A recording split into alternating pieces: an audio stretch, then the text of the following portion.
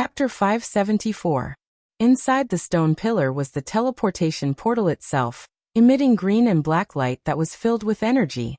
To Antonidas and the other mages, it was still a large vortex that emitted energy and some strange feelings in the large space. I can feel that the door is extending and deeply embedded in the ground, devouring the energy in the underground magic net, Antonidas reminded Lothar. There were more than 10,000 orcs gathered in front of the door, but they didn't seem to know what to do. They were no longer clans. Perhaps the continuous defeats and the capture of the chief had caused them to lose trust in each other. They no longer trusted each other, and instead became families or hunting teams. It was not an army, but a large number of teams. We don't have much supplies. Get ready to attack. Destroy them with all your might. Lothar did not hesitate, and planned to directly suppress the entire vanguard and destroy the orcs with simple violence. Hey Duque, wait. Duque suddenly stopped Lothar. Huh. As a commander-in-chief, it was originally a very embarrassing thing for his decision to be stopped by his subordinates. Duque was different. Duque and Lothar were definitely life-and-death friends. Lothar did not take it to heart. Duque walked to Lothar's side and whispered in his ear. Did you realize that the Rotterdam kingdom is very embarrassed this time? So what? Lothar was a pure warrior, and he was not very good at such politics. Our supplies have been reduced. It's not because the supply line is too long. The people of Rotterdam reduced their supplies to the front line, citing that the supply line was too long. It sounded reasonable, because Rotterdam was located in the north of the northern continent. In terms of distance, other than Quell-Velas, which was the furthest, no other country was further than him. At the end of the day, it was because they could not get any benefits and had lost face. Hence, Tyrrhenas was in a bad mood. In the end, it became the army that attacked the dark portal, and most of the supplies were borne by the devastated Stormwind. Even after recovering Stormwind territory, Duque had already used cement to build a road from Stormwind City to the west through the entire Elven Forest, but there were still many problems. Because the Red Ridge Mountain was newly recovered, the remaining road from the Red Ridge Mountain through the Swamp of Sorrows to the Blasted Lands was still extremely dangerous. The Red Ridge Mountain had many mountains and narrow roads. The Swamp of Sorrows was a bad road. If one was not careful, the wheels would get stuck in the mud and could not get out. Lothar frowned and pondered over Duque's words. How do you think we should fight? Didn't Duke Charmas mention why he doesn't allow some orcs to mine in a casual conversation? Everyone knew that Duke Charmas was King Tyrrhena's trusted aide. His opinion was the same as Tyrrhena's. King Tyrrhena's was too embarrassed to say it out loud, so he let him test the other countries. In this life, history had changed a lot. In the original history, Lordaeron did not suffer as much losses. The Alliance had captured many orcs as captives. Tyrrhenas proposed to set up orc prisons in the various countries in order to drag down the other allies. Because of Duque's involvement, Lordaeron had suffered a huge loss. It was fun when they were fighting for military merits, but the loss of people made Tyrrhenas feel the pinch. In the Battle of Blackrock Tower, Lordaeron lost more than 60,000 people. It was foreseeable that in the next few years, many fields in the territory would be unfarmed, not to mention mining and other dangerous industries. Tyrrhenas had an idea. Should he get some orcs as miners? If not, he could bring more orcs as captives and parade them around Lordaeron. That would appease the people. Lothar was a noble person. He disliked killing captives and women, even if they were orcs who had committed the crime. However, Lothar was not against the idea of using orcs as miners. It had been proven time and time again that Duque's foresight was much better than his and Lang's. Lothar smiled. Then, do you want to fight this battle? I'll do it. After Duque agreed, he waved at Magni. Magni, time to work. Okay. The Alliance bigwigs were a little speechless as they watched Magni move his big butt, which was unique to dwarves, to Duke's side. Speaking of which, the commander of the Alliance had the right to order those big shots who were called generals or kings. But that was only on paper. You're a king, and yet you're so obedient. Really, Magni didn't care that much. The lightning battle arcana that Duque taught him made the dwarves proud in the final battle. Didn't you humans always brag that humans were the main force of the Alliance? Who was the one who launched the surprise attack in the last battle and turned the tide? The Dwarven Tank Corps. Who killed the most orcs? It was the Dwarven Tank Corps. Now seeing those human bumpkins looking at the lightning flag of the Tank Corps with envy, Magni felt very proud. The only thing that made him depressed was that when he asked Duque to draw the Tank Corps' battle flag, the design was a sloth with a lightning symbol on its back? Aren't the dwarves always ridiculed for having short legs? Now, as long as you drive a tank and overtake the sloth flag, who would dare to laugh at you dwarves for running slowly? That was the logic, but it still felt a little lacking. Forget it, who cares? In the Battle of Blackrock Tower, the Lightning Tank Corps killed more than 150,000 orcs. Such a great achievement was enough for the dwarves who loved to brag in taverns for thousands of years. Then the cannons roared, and the tanks shone brightly. Sitting on the top of the tank at the front, Duque held Neo in both hands and projected a huge blue phantom storm flag on the tank. It was the exact same Grand Duke Marcus storm flag. It was once stuck in Stormwind City, causing 100,000 orcs to die in a sea of fire. It was once stuck in South Shore Town, causing 100,000 orcs to die at the beach. It was once stuck outside Silvermoon City, causing 100,000 orcs to not dare to advance. It was also in the Battle of the Scorching Canyon, hovering above a group of steam tanks, witnessing the death of 100,000 orcs in that apocalyptic bombardment. It was the nightmare of the orcs, and it symbolized the god of death of the humans, Duke Marcus. Just the appearance of this flag made tens of thousands of orcs tremble uncontrollably. Duque's voice was amplified by magic and resounded throughout the battlefield. It was a broadcast in orc language. I am the Storm Grand Duke Duke Marcus, and I declare for the last time that all orcs will be spared if they surrender. Otherwise cry, shout, then die, ha ha ha ha. The domineering evil declaration was full of arrogance and terror. If not for Duque's actual achievements, this would just be the barking of a mad dog. But this was the declaration of that Duke Marcus. One too countless of them.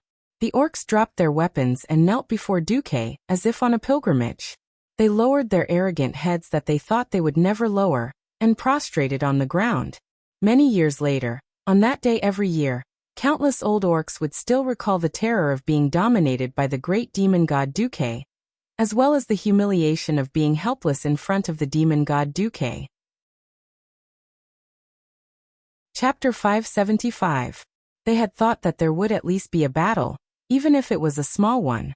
Who would have thought that under the witness of the Alliance's leaders and countless soldiers, the ferocious beastmen would surrender without any backbone? Just because of Duque's words and the blue storm war flag fluttering behind him. 12,000 beastmen had surrendered. They had the most ferocious appearance, the muscles of wild beasts, and the weapons that could kill wild beasts. How could they surrender just like that? No. It shouldn't be like this. It shouldn't be like this. In the Alliance's army, a tall and burly figure let out a low sob. When 100,000 beastmen died in the sea of fire, he did not cry. When another 100,000 beastmen hid in the belly of a fish, he did not cry. When huge failures came one after another, and hundreds of thousands of his compatriots died, he did not cry, because he knew that no matter how many died, the beastmen were still the beastmen he knew. The great and rebellious race that still stood in the world with their violence and bravery under the most difficult circumstances. Now more than 10,000 people had bent their knees and lowered their heads, which they had never lowered to anyone before, even before they had fought with the enemy. Are these still the beastmen I know? Are these still the beastmen who dared to charge at the Gorons and ogres who were countless times stronger than them? Even when a thick chain pierced through his shoulder blade, and he was restrained by a huge metal torture device, and locked in a specially built prison cart, Orgrim did not show any signs of fear. But at this moment, Orgrim let out a cry that sounded like a howl. He screamed at the top of his lungs in beastman language. Stand up, beastmen. Are you still the great beastmen? Aren't you afraid of the punishment of your ancestors after you die? Stand up, beastmen. You are definitely not slaves of other races. Stand up. Pick up your weapons and fight. You would rather die standing than live kneeling. Every beastman present heard the cry of their former great tribal chief. Some were in pain, some were hesitant, some were lost, but most of them were nervous and trembling. Orgrim had forgotten that he was roaring as a prisoner. If he was still the free and noble great chief he was half a month ago, every orc would continue to support him, even if he was in dire straits. This was the iron law of the orcs that had been passed down for thousands of years. Either you use Makra to defeat your chieftain and make yourself the law, or you obey everything, even if you die. Now, even the great chief had become a prisoner of the humans. What hope do we have for ourselves? Orgrim watched in despair as countless orcs lifted their heads to look at him in fear.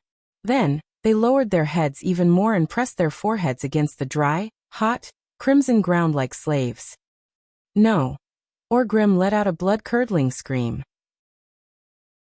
At this moment, he finally understood Duque's sinister intentions.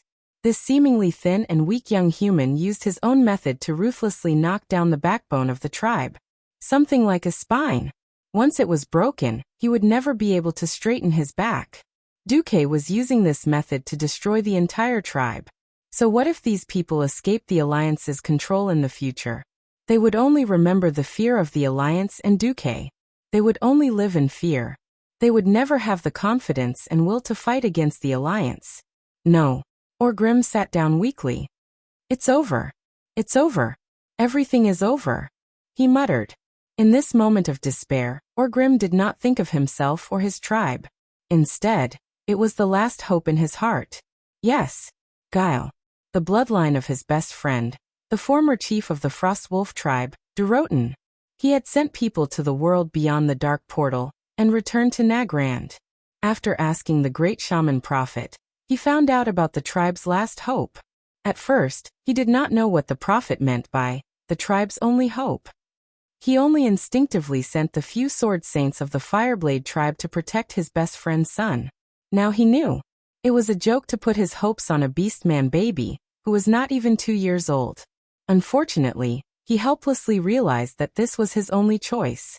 Only the Frostwolf tribe and Warsong tribe, which had not been completely destroyed by the Alliance, could form the backbone and soul of the new tribe in the future. Orgrim's cries gradually died down. He was careful to hide his hope. He did not even dare to look at Duque. He was afraid that this young and terrifying human who seemed to have predicted everything would discover his last secret. Behind him, Noxus heaved a sigh of relief. He waved his hand, and 10,000 Alliance soldiers rushed forward to control the beastmen. There was no war without sacrifice. Now that the situation was set, every additional Alliance soldier they brought back to their home was another member of their family.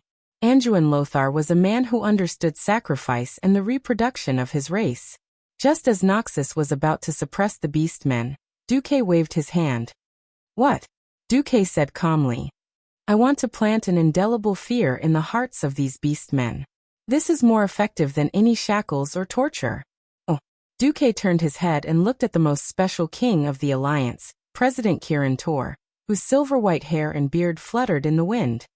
Master Antonidas, can you seal the dark portal now? Antonidas rode over on horseback.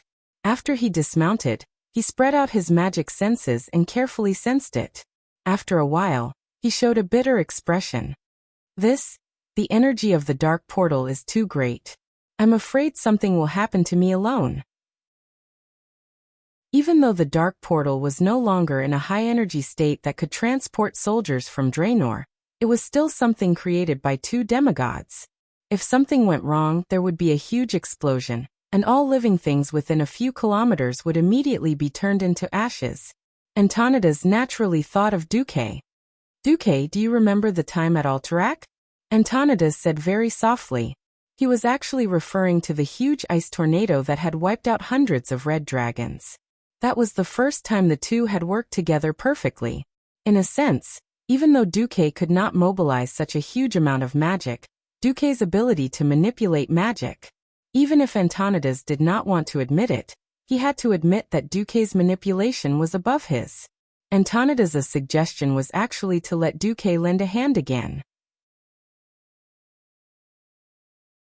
Chapter 576. Oh, it's okay. Alexstrasza knows. She said that it was her kin who went overboard. The Red Dragon army will not pursue the matter. Antonidas blushed. He had originally wanted to extort some money from Duque. "Alright, I'll let you have it easy. You can perform and help me control it." And so, Duque stood on top of the tank, looking like he was about to cast a spell. Archmage Antonidas, on the other hand, was hiding in the tank, doing the dirty work. To be honest, Duque did not want to cast a spell now. Baron Geddon's mana burn was still causing him trouble. The magic that flowed in Duque's body was the lowest level of monitoring. He only used the system elf to help him monitor Antonidas' spell-casting process, preventing him from losing control and warning him. For Antonidas, this was enough. Duque pretended to chant a spell on top of the tank. Antonidas, as well as the high-level Dalajan mages around Duque's tank, began to focus on summoning energy and filling their bodies with magic. There was not much energy left in this land, but the dark portal itself contained a huge amount of energy, and there were no measures to prevent people like mages from taking it for their own use. No, it should be said that there were originally. After the last master, Gul'dan, died in the tomb of Sargeras, the magic that was originally set on the dark portal became a decoration. Antonidas and the other mages were now doing this, absorbing the energy of the dark portal and directing it to Khadgar. The old mage's long silver hair stood up, sweeping the roof of the tank. To the orcs, magical energy that they could not understand began to dance on Duque's face and fingertips. The wind roared around Duque, and the orcs even felt that there was lightning around Duque. The orcs seemed to have found the reason for their defeat. Ah, so it was such a terrifying human mage who defeated us. They began to hold their breath, not even daring to make a sound. Facing the door of darkness, Duque closed his eyes, opened his arms, and opened his palms. He slowly pushed against the door of darkness, as if he wanted to release all the energy he had absorbed earlier. Of course, this was only the work of the poor blue-collared mage in the tank. The enormous energy gathered in front of Duque and formed a mysterious, pulsating, glowing ball-shaped object with countless light spots hovering around it. Even without any knowledge of mysticism, everyone who saw the scene could easily sense this energy ball, feel its pulsation, and feel its condensation. Duque was very satisfied with the fearful and respectful gazes that came from all directions. Very good. His level of acting cool was already maxed out. Duque secretly gave himself a 360-degree compliment. Well, it's just to scare the orcs anyway, so there's no need for him to be proud of it. Hahaha. With the help of the system elf, Duque focused his consciousness on the huge spatial fissure and the energy it contained. He confirmed its location again, and sent a clear 3D spatial spell model to Antonidas. Antonidas, who was below, shuddered, and a bitter taste appeared in his mouth. Is it really because of the difference in talent? I've just begun to sense the shape of the fissure, and this devilish little guy, Duque, has already made the entire spatial fissure model. With a deep sigh, Antonidas began to work. He quickly arranged the tasks of the various high-ranking mages in the magic communication circuit, and then informed Duque that it was done. Duque opened his eyes, and the aftermath of the enormous energy seemed to flow out from his eyes that were deeper than the universe. The Windrunner sisters beside him were dazzled, and the human soldiers and orc captives were shocked. They saw Duque suddenly put his hands together so that his palms were facing each other, and then he made a pushing gesture. The huge energy ball suspended in midair suddenly flew forward. The ball was elongated into a slender shape, like some special spear. An energy spear that was about to be thrown into the center of the dark portal. Its energy gushed out, poured into the dark portal, and pierced through the stone slabs that built it. Boom! Suddenly there was a huge tremor. This big explosion shook many Alliance soldiers and orc warriors, and even Duque himself almost fell from the top of the tank he was standing on. The illusory black and green energy ball in the middle of the portal was instantly blown to pieces. Fortunately for the nearby Alliance soldiers, almost every piece of energy that was blown out was sucked into the portal that was about to collapse. The space shook violently, and after 10 seconds, the huge spatial fissure disappeared. The surging green and black colors were replaced by a blank space. Every high-ranking mage could clearly feel that after the connection with the world called Draenor was cut off, the earth began to breathe again. Standing on the top of the tank, Duque looked around, and he saw Lothar standing up in a slightly disheveled state. Of course, the more disheveled one was Turalian, the serious and responsible paladin. When he felt the danger just now, he immediately stood in front of Lothar, seemingly ready to use the holy shield. Not sensing the arrival of a truly destructive shockwave, Turalian also gave up on the idea of using the invincible spell. The paladin was covered in dust and small stones, but he didn't seem to be injured, and he smiled at Duque as he wiped the dust off his body. The dark portal has been destroyed. Unless another demigod uses an artifact to open it, our world is safe. Standing on a high place, Duque waved his arm and shouted, and suddenly the most fanatical cheers of the Alliance soldiers sounded from all directions. We are safe. The war is really over. Long live Duke Marcus. Long live Anjouan Lothar. Long live the Alliance. Ha ha ha. Victory. We finally won. Whose tears were flying? Which man who had lost his loved ones was laughing? The war at the dark portal that lasted for 2 years finally came to an end. Although it did not last long, this terrifying war had engulfed the entire Eastern Kingdom. Every intelligent race on this huge continent was involved in the war. From the southernmost Stormwind to the northernmost Kuel Salis, every family had experienced blood, tears, sorrow, and pain. However, now this damn war was finally over. People cheered excitedly, revealing a long-lost smile from the bottom of their hearts. Everyone smiled and really relaxed their nerves. Chapter 577. The bitterness of failure spread on the lips of every orc. Many of them had come with the idea of conquering a wider world and obtaining a more fertile land for their clans. The cruel reality mercilessly knocked them down. The alliance of intelligent races known as humans, dwarves, and high elves was a cut above the horde. They were kicked from the position of great conquerors to the position of captives. The joy of victory spread in the hearts of every member of the alliance. People were cheering and hugging each other everywhere. Everyone patted each other's shoulders and celebrated their victory. They were celebrating that they had safely survived this terrible war. Aurelia looked at Duque's side profile and felt a surge of excitement that no one else could understand. As one of the biggest witnesses of Duque's miracle, she had watched Duque walk step by step from a penniless mage apprentice to a hero of the Alliance. She still remembered that 2 years ago, Duque was still a little boy who relied on the mage apprentice handbook that she had given him to start his career. Then, she had spent 3 months in prison for this despicable guy. No matter how many times she thought about it, she still felt that it was hateful. Then, this guy appeared as the perfect savior for Kuel Salis, who was on the brink of death, and saved the entire High Elves kingdom in one fell swoop under the gaze of the Silver Moon Council and Sun King. What was it about Duque that deeply attracted her and made her heart, which had been silent for countless years, so excited that she was willing to do anything for him? Was it the wisdom and vision that far surpassed the mortal world? Was it the shocking aura that forced tens of thousands of soldiers to retreat with a single flag? Or was it the prestige that made tens of thousands of enemies surrender at the sight of a flag? No, it was neither. Or perhaps it was both. Women were complicated and contradictory creatures. Aurelia didn't know anything else. At this moment, she only knew that she loved Duque to death. Hey Duque. Aurelia suddenly spoke. She had an urge to kiss Duque, but at least 30,000 pairs of eyes were looking at them. This made her, who had always been dignified and elegant, feel embarrassed. She was wondering if she should let Duque go down to the tank. Who knew? Duque. I love you so much. Yes, something happened that made Aurelia angry, but also a little unable to vent her anger. Ignoring the gazes of tens of thousands of people. Or perhaps it was because of her flamboyant personality that she dared to love and hate. Sasha actually made the first move. She held Duque's face, and under the gazes of tens of thousands of Alliance soldiers, she started kissing Duque passionately. Woo.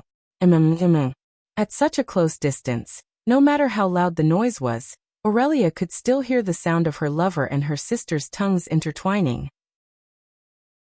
Looking at third sister's face, which was extremely similar to hers, falling into a passionate kiss, and looking at the passionate crimson blush on her cheeks and neck, Aurelia actually felt as if the person who was kissing was herself.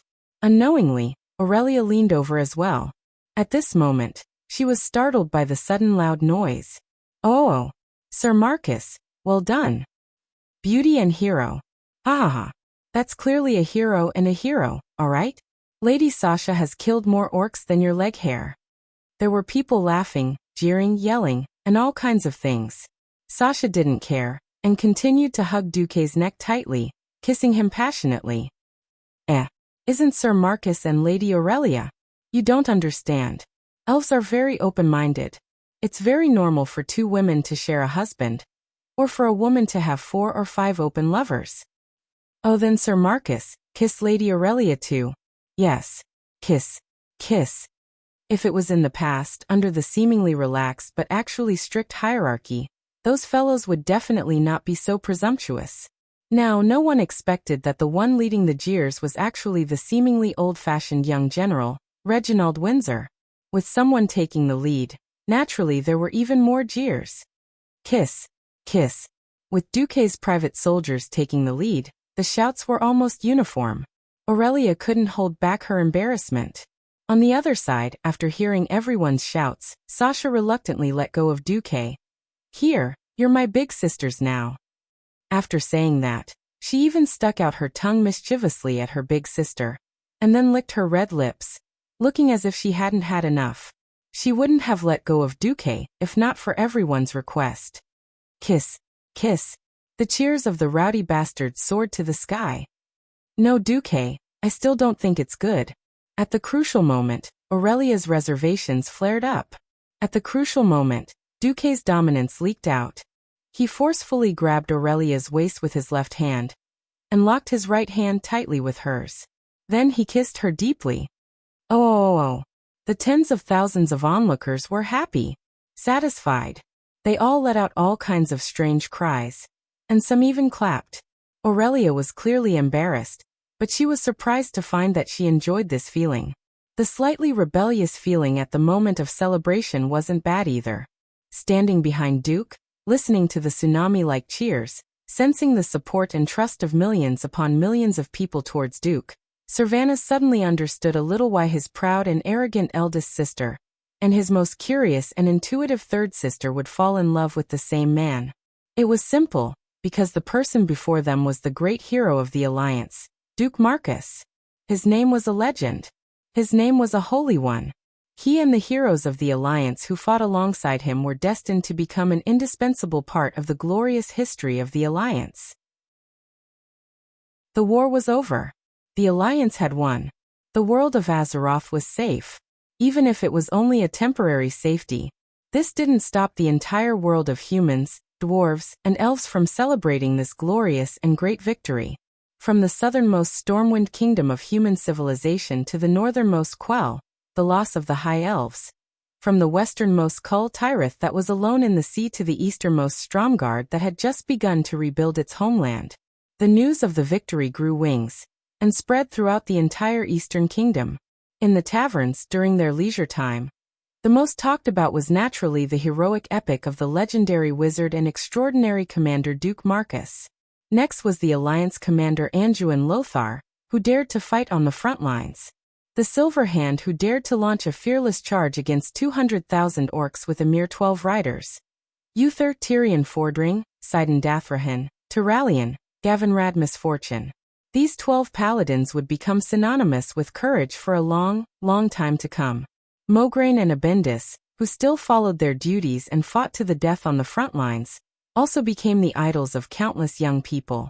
And Dalen Proudmoore, Lang Rin, Salas Trollbane and Tanidas, these kings who fought on the front lines, all of their names would become holy.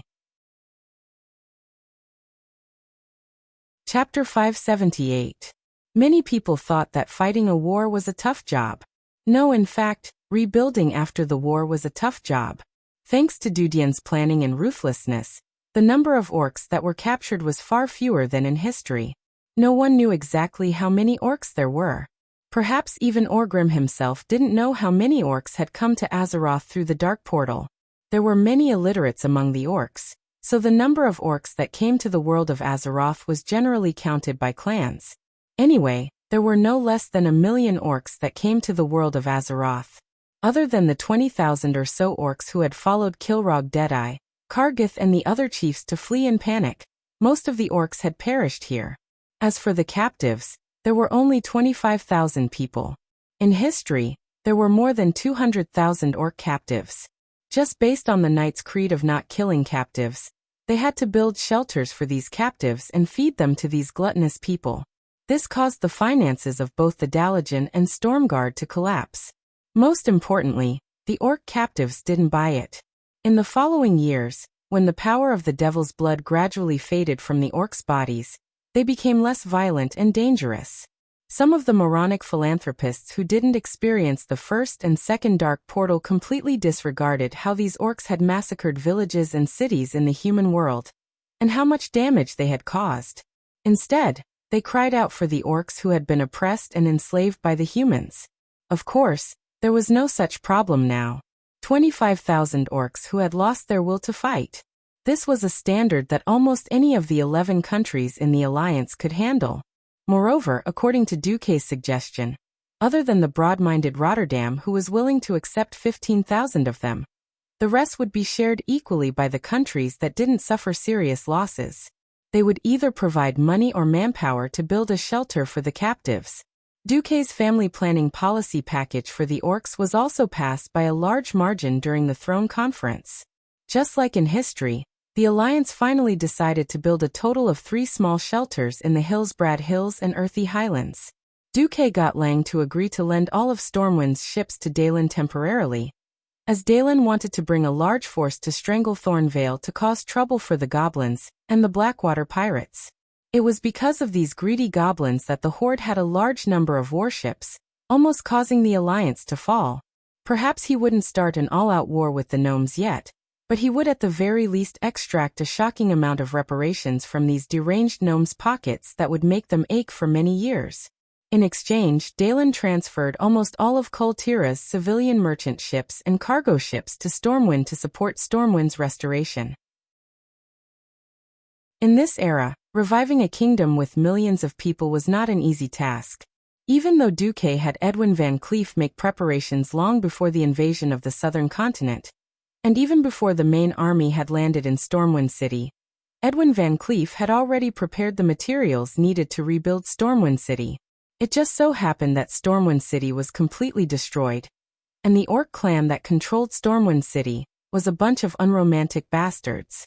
They tore down almost every wooden pillar in the city to make a fire, and piled up the stones to make a stable. The entire old Stormwind City, with the exception of Stormwind Fortress, was basically demolished. It needed to be completely rebuilt. Rebuilding Stormwind City, as well as over 100 residential areas in the Elven Forest and Twilight Forest, was definitely a huge project. Of course, it was not something that could be completed in a short period of time. Logically speaking, as an expert in internal affairs, Duke should be busy from dawn to dusk, unable to deal with anything. However, most of the time, the higher-ups of Stormwind could only see the figure of Duque's butler, Makarov. This mercenary butler had become the #1 representative of Duque in handling Stormwind City's internal affairs. The rebuilding of Stormwind City was handed over to the Mason Brotherhood led by Van Cleef. More than once, Lang asked where Duque was, but each time, he only knew that Duque was walking around in his own fief, and did not know what he was doing. As for Duque, Lang and Anduin doted on him to the point of letting him do whatever he wanted. They would never order Duque to do something. Seeing that most of Duque's people were busy rebuilding Stormwind City, they let Duque do whatever he wanted. What was Duque doing? It was mid-December, and many places in the Eastern Kingdom were very cold. The Elven Forest was considered a relatively warm area. It was not spring all year round, but the temperature was around 18 degrees Celsius, which was a suitable temperature for a hot spring. In the East Elven Forest Stone Monument Lake, near the large lake that had been renamed Windwalk Lake, Sylvanas was rushing through the forest. That bastard Duque. He has no self-awareness as a Grand Duke. Every time I want to find him, I don't know where he is. Sylvanas was full of complaints. With the surrender of the orcs and the restoration of the Stormwind Kingdom, Duque's title of Grand Duke suddenly became true. As the price for poaching the Windrunner family from Kuel Salis, Duque gave a large piece of land to the 3 Windrunner sisters. From the moment she got the land back, Sylvanas became an official countess of the Eastern Twilight Forest. Sylvanas did not even get to enjoy the luxury and happiness of a noble for half a day, before she was immediately shocked by the tragic state of her fief. Night Town had to be rebuilt, and more than 1,000 people had to be settled. It was said that there were more than 3,000 people of Night Town in Hillsbrad, anxiously waiting for the ship to arrive, and rushing back to their former homes for the winter. After knowing what the new year meant to humans, Sylvanas was frantic. She had complained to Duque before, but Duque had dismissed her with the rule that a lord could not directly deal with the people of the lord under him. Now, the complicated internal affairs were driving her crazy. Who knew that when she got close to the hot lake, her sharp ears would suddenly prick up, and she would hear some terrible sounds. Mm-mm. Ah! His sister's sweet murmurs made Sylvanas blush to his ears. Bastard! Here in broad daylight. No matter what, Sasha was still her 3rd sister. Sylvanas was also depressed to death. Ever since the kiss in front of everyone at the Door of Darkness, his eldest and 3rd sisters had completely fallen for it. She would not become infatuated, but staying with her sisters and hearing them talk about Duque all day, Sylvanas was really annoyed. That was why she dragged her 4th sister to the Twilight Forest. They had wanted to wait for Sasha to finish her business, but half an hour had passed, and there was no sign of her stopping. Queen Sylvanas could not take it anymore. She shot a whistling arrow in an obvious arc and hit the surface of the lake, causing water to splash everywhere. Chapter 579. 5 minutes later, a neatly dressed Duque stood in front of Sylvanas and explained guiltily, I accidentally found a hot spring. Hot spring my ass. What kind of reason is that? Queen Sylvanas was exasperated. What she couldn't take the most was that her elder sister was there too. So her elder sister had already been defeated, and was lying dead on the round rock beside the hot spring. Now, her elder sister was so nervous that she looked like a little girl who had done something wrong, and kept playing with her fingers. Give me a reason.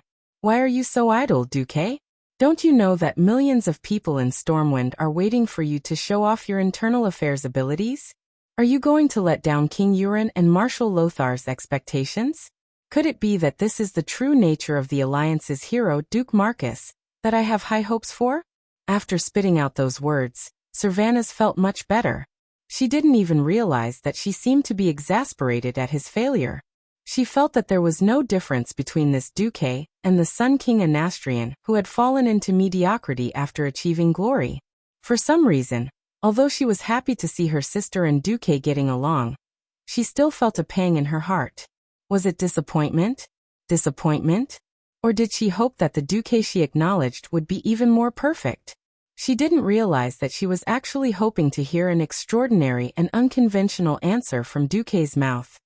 Because I'm waiting for something big to happen that can affect the entire alliance. If I wasn't so idle all day, that person in the north wouldn't dare to make a move. Duque seemed to be hinting at something. Vanessa gently combed her slightly messy long silver hair with her fingers. Today, she was wearing a long white dress that revealed her back and a beige shirt. After a round of sex, she looked even more beautiful and alluring. Her second sister was a little embarrassed. I'm a countess, and there are more than 50 strong men looking for work in a small territory of Wind Lake.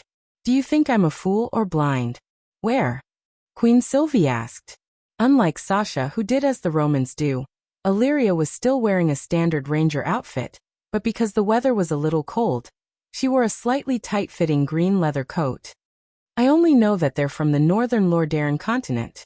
They all had very good excuses or cover-ups, but unfortunately, none of them knew that third sister and I could easily hear conversations from 1,000 meters away. Is it serious? Sylvanas subconsciously weighed her quiver. Ever since the end of the war, she could hardly find a use for her bow and arrows. Duque smiled and hugged the waists of the two beauties on his left and right, causing them to rebuke him.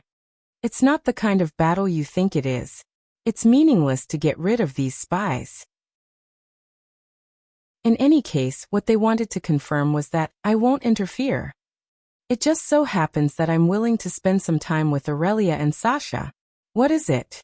Looking to the north, Duque sneered. A war without smoke, swords, and magic. Damn it. It's politics and schemes again. Sylvanas knew that it had nothing to do with her. Or rather, it had nothing to do with the Windrunner sisters. In fact, in the game's history, if she hadn't experienced that tragic death, Sylvanas wouldn't have awakened her talents for schemes. At this moment in time, she was still the slightly rebellious Windrunner ranger, who loved nature and beautiful things. No. Actually, this has something to do with you. Duke wagged his finger a little proudly. Do you think it's comfortable to live in a wooden house built on the ground and made of chopped wood? Are you happy? Duke's words not only poked at the softest spot in Sylvanas' heart, it also poked at the hearts of the two sisters. With Duque, there was love and many things they began to learn, get used to, and overcome. It was something that lovers of different races and habits had to face if they wanted to be together. They would endure and compromise, but that didn't mean that they would be truly happy. As elven rangers who loved nature, only the beautiful treehouse and the lush forest were their true loves. It wasn't the kind of treehouse made from a random tree, but from a real elven ancient tree. The feeling of breathing with the spirit of nature was something that couldn't be found in the post-war elven forest. In a daze, Sylvanas recalled the beautiful days when she sat on the edge of the treehouse dozens of meters above the ground, swinging her legs and humming. Sylvanas couldn't help but stretch her legs. Duque took a look. Yes, the legs were slender, with a graceful arc from the calves to the knees, and then to the thighs, showing off the roundness of the legs. Apart from fourth sister, whose body was still not fully developed, the long legs of the three Windrunner sisters were all devilishly beautiful. Duque only glanced at Sasha's slender legs, and then glanced at Aurelia's even more voluptuous breasts. He quickly looked away. No, if I become impulsive and become a beast, even God can't save me. Duque knew very well that Sylvanas didn't have any special feelings for him now. Duque sighed and stopped teasing them.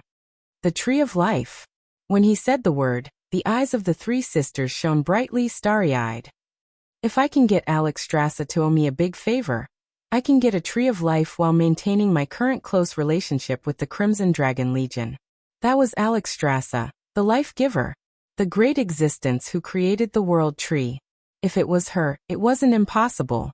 The three sisters couldn't help but fall into a dream of a better life. Aurelia was the most clear-headed. She was the first to react. It's not easy to make the Red Dragon Queen owe you a big favor, right? Generally speaking, there's nothing that can make them owe me such a huge favor. But he's different. The corner of Duque's mouth curled into a smile. This smile was a little sneaky. For some reason, Sasha really liked Duque's naughty smile. Speaking of which, the big thing that happened recently is that Lord Davar Prester who appeared out of nowhere in Alterac, right? Sasha asked. Yes. It's him.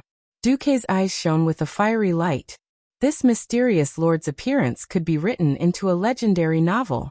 His territory in the deep forests of Alterac was burned down by the Red Dragon Army, which was still controlled by the Beastmen. Just a week ago he actually had the ability to cross the mountains with a servant, pass through the destroyed mountain paths, and cross many canyons to reach Lordaeron. Chapter 580. In fact, in late November, when news came from the south that they had won the battle and the dark portal was completely sealed, the entire northern continent, Lordaeron, was in an uproar. This did not only refer to the people's uproar, but also the political level. In almost all the major cities of the northern continent, a large number of special convoys suddenly appeared overnight. The insignia hung on the convoys, each one more powerful than the other. Those were the envoys sent by the political leaders of various countries.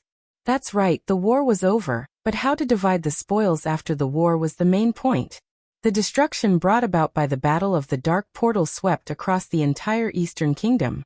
The destruction at every level was quite shocking, be it politics, military, or people's lives. On the 27th of November, in Cerdero Elugia, who had applied for leave from Duque to visit her family, met her father. To Elugia's surprise, her father's trusted aide brought her directly to her father's study. That was where the Duke usually worked. That was where the Bear of family's top secrets were stored. Even though she was the Bear of family's daughter, she was never allowed to enter. She saw her father. Although the Duke had a lot of white hair on his head, he hugged Alusia affectionately, which made Alusia feel a long-lost emotion. "Father, how many years has it been since you hugged me?" Alusia did not see her mother, which was not surprising. As an academic mage, her mother rarely stepped out of the research room throughout the year, so it was even more difficult to bump into her. Then, she passed through the study that was neatly arranged with files and documents. Alusia was slightly shocked, because her father had fiddled with something and opened the door to a secret room. Her mother said that this was her father's most private meeting room, which even the king had never entered. Duke Barov opened the entrance to a dark underground passage.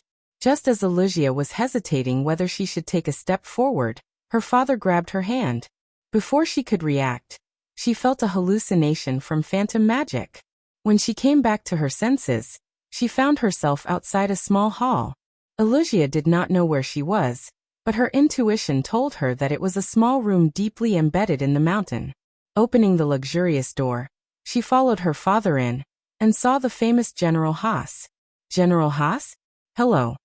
At first, Alusia was stunned. Her good upbringing allowed her to react immediately, and her well-honed etiquette made her lady's etiquette impeccable. Haas, the loyal and brave General Alterac, had short white hair and a square face. Ever since King Eden's rebellion against the Alliance failed, he had been leading the remaining Eagle Knights of Alterac to fight on the front lines against the Horde. Not being able to participate in the final battle of Black Rock Mountain was one of his biggest regrets. More than once, he sighed in public about not being able to participate in the final battle. However, why is General Haas here? "Alusia, I'm discussing with your Uncle Haas how to maintain Alterac's independence under the threat of Rotterdam." The threat from Lordaeron? Independence? A series of nouns with a sense of unease emerged, causing Alusia's heart to skip a few beats. Under the gaze of the two elders, Alusia knew that they were waiting for her reaction. Is the situation really that bad? "I know Tarina's. His kindness on the surface cannot hide his ruthless nature. He will make a move on Alterac, and this is the only chance to make up for Rotterdam's losses in the war." General Haas's voice was clearly heavy. It was hard to believe that this was coming from the mouth of a pure warrior. Duke Barov continued, "We have analyzed many scenarios, and the most ideal one is for you to be crowned the Queen of Alterac." Crowned? Queen. Alusia was so shocked that all the muscles on her beautiful face froze. I'm sorry. I don't understand. Why do you want me to be a queen? Child, do you like Duque?" Another voice floated in from outside the door. Alusia immediately recognized it as her mother's voice. Duke Barov and Haas were not surprised by Janice's entrance. "Duque? Which Duque?" Alusia lowered her head in panic, not daring to look her mother in the eye. "There is only one Duque in the Alliance." Janice did not give her daughter a chance to play dumb. The elegant Duchess's smile was a little bitter. "Because only Grand Duke Marcus can save Alterac from the fate of being annexed. They hope to make you the Queen of Alterac when the bloodline of the Alterac royal family is cut off. That way, you will have enough status to marry Duque." Duke Barov continued, "I know that the Queen of Alterac is not very valuable, but for a Grand Duke, it is just right. If the marriage is successful, then Stormwinds' army will not be completely withdrawn. With Duque's private army, unless that old bastard Tarina's dares to risk splitting the entire alliance and start a war with us, he will have no choice but to recognize Alterac's independence." "No, Alusia subconsciously wanted to refuse, but was interrupted by her mother. "Little Alusia, do you still remember when even our family could not protect you? Whose knight was it who threw an iron glove at the face of that shameless bastard from Lordaeron?" Alusia could not help but laugh. "That's right, it was Duque." Recalling that scene, Alusia's heart was suddenly filled with warmth. This was a warmth that she had never felt in her own family. Duque and Miss Aurelia have already. And Miss Windsor. In fact, Alusia did not even know how to describe Duque's messy affairs. Duke Barov said, "That's not important. The relationships between high elves are often messy. The important thing is that the human world only recognizes marriage between human high nobles. But Alusia was still very hesitant. There are no buts. There is only one important thing now. Are you willing to marry Duque? And is Duque willing to officially marry you? Her mother's words made Alusia feel as if she had been struck by lightning. She was completely stunned. We will give you 2 days to think about it.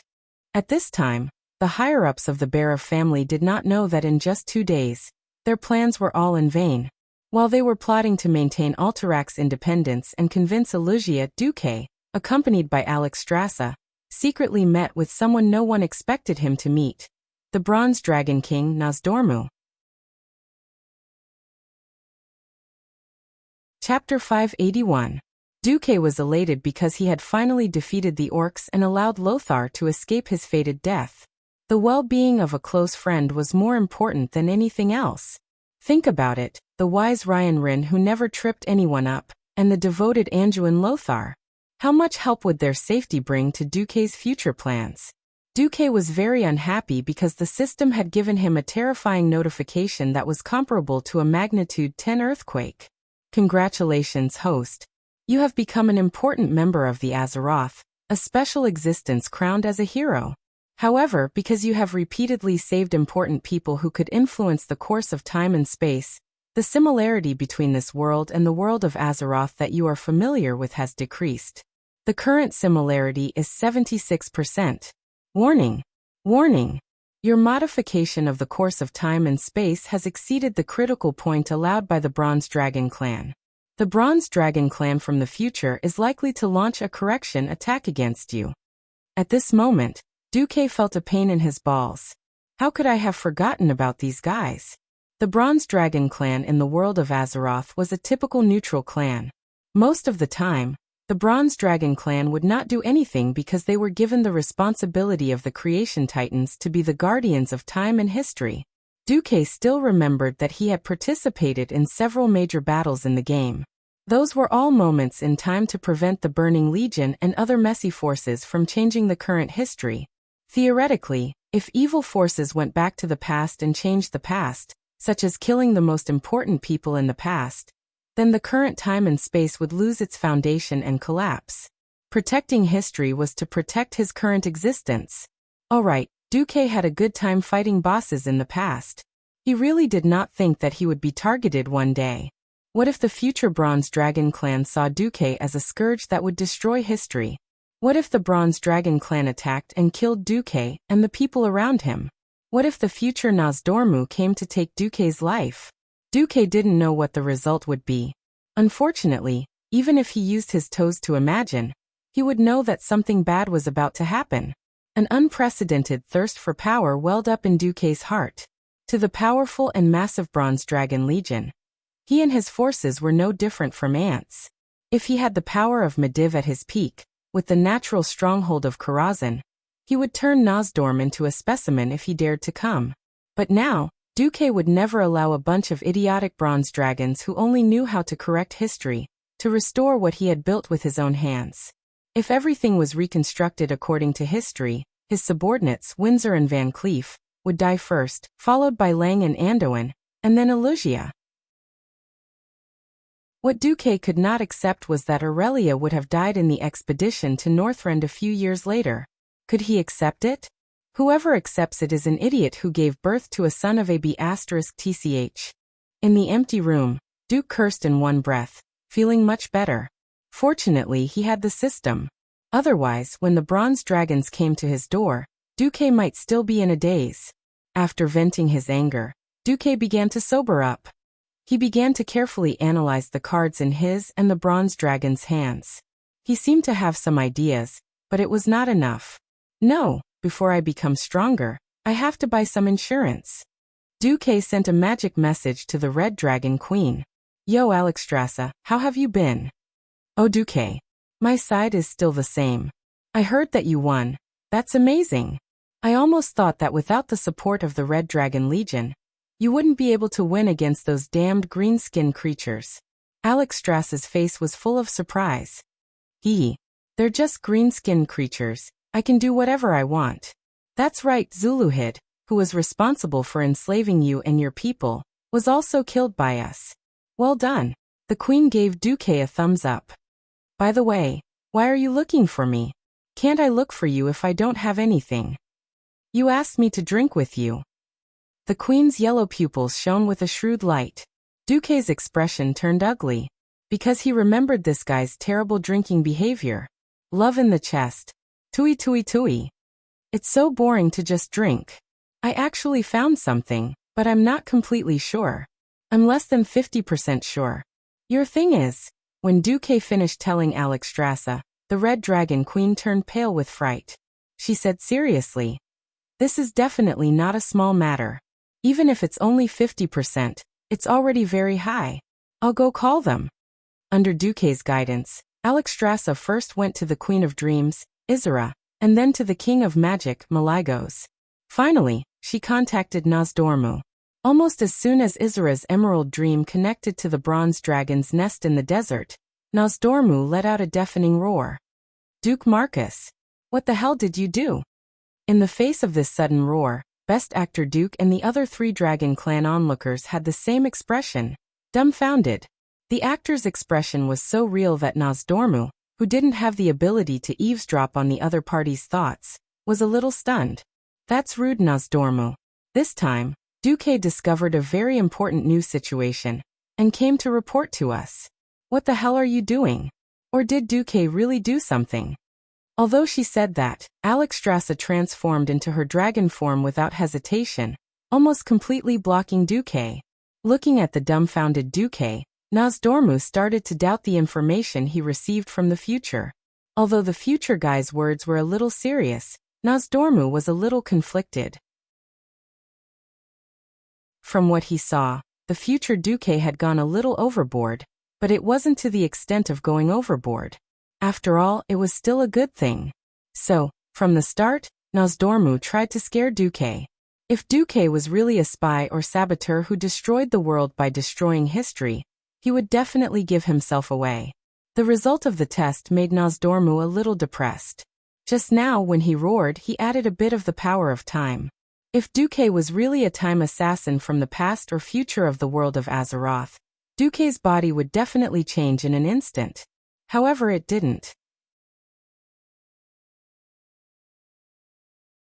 Chapter 582. Was there a mistake? How was that possible?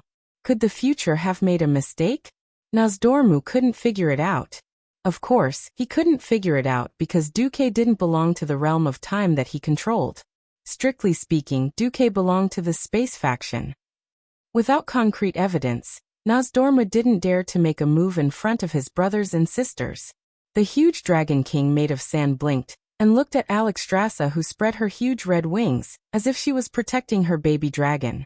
He felt a little embarrassed. No, actually, what we do today will affect the future. Some of the effects will cause the future world to collapse. Duque seems to have changed the fate of many people recently.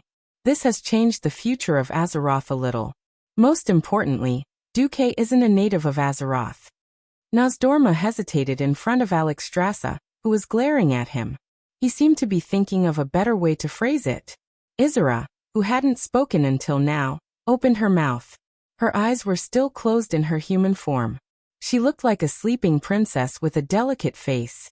Her ethereal voice sounded, "Change? I know that you're responsible for protecting the timeline, Nozdormu, but don't forget that Azeroth isn't completely isolated from the outside world. So what if there are foreign creatures? We are the guardian dragons. We protect the safety of all of Azeroth." Isra seemed to glance at Duque. It wasn't a glance in action, but a look in feeling.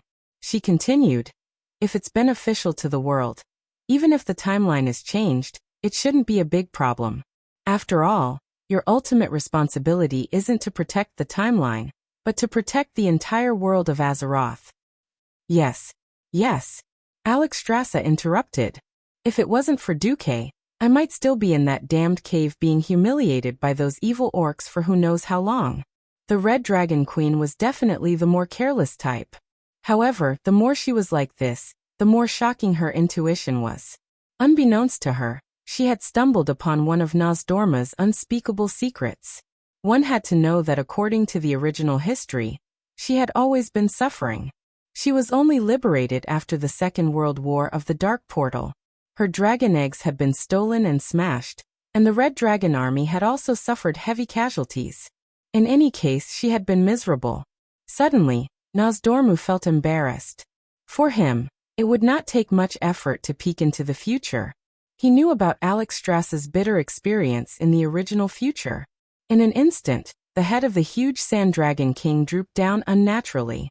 Alexstrasza immediately thought of something. Wait. You've already foreseen that I would be humiliated for a while. It's fine that you didn't take the initiative to save me, but you actually opposed Duque to save me in advance? Nozdorma's face turned green. Damn you. I hate those female dragons with such strong instincts. They brought this upon themselves. Maligos, who was watching from the side, opened his mouth wide while Isra gently held his forehead. Well, the days of being imprisoned were still vivid in her mind. Alexstrasza, who had not yet vented her anger, flew into a rage. She flapped her wings violently and pounced.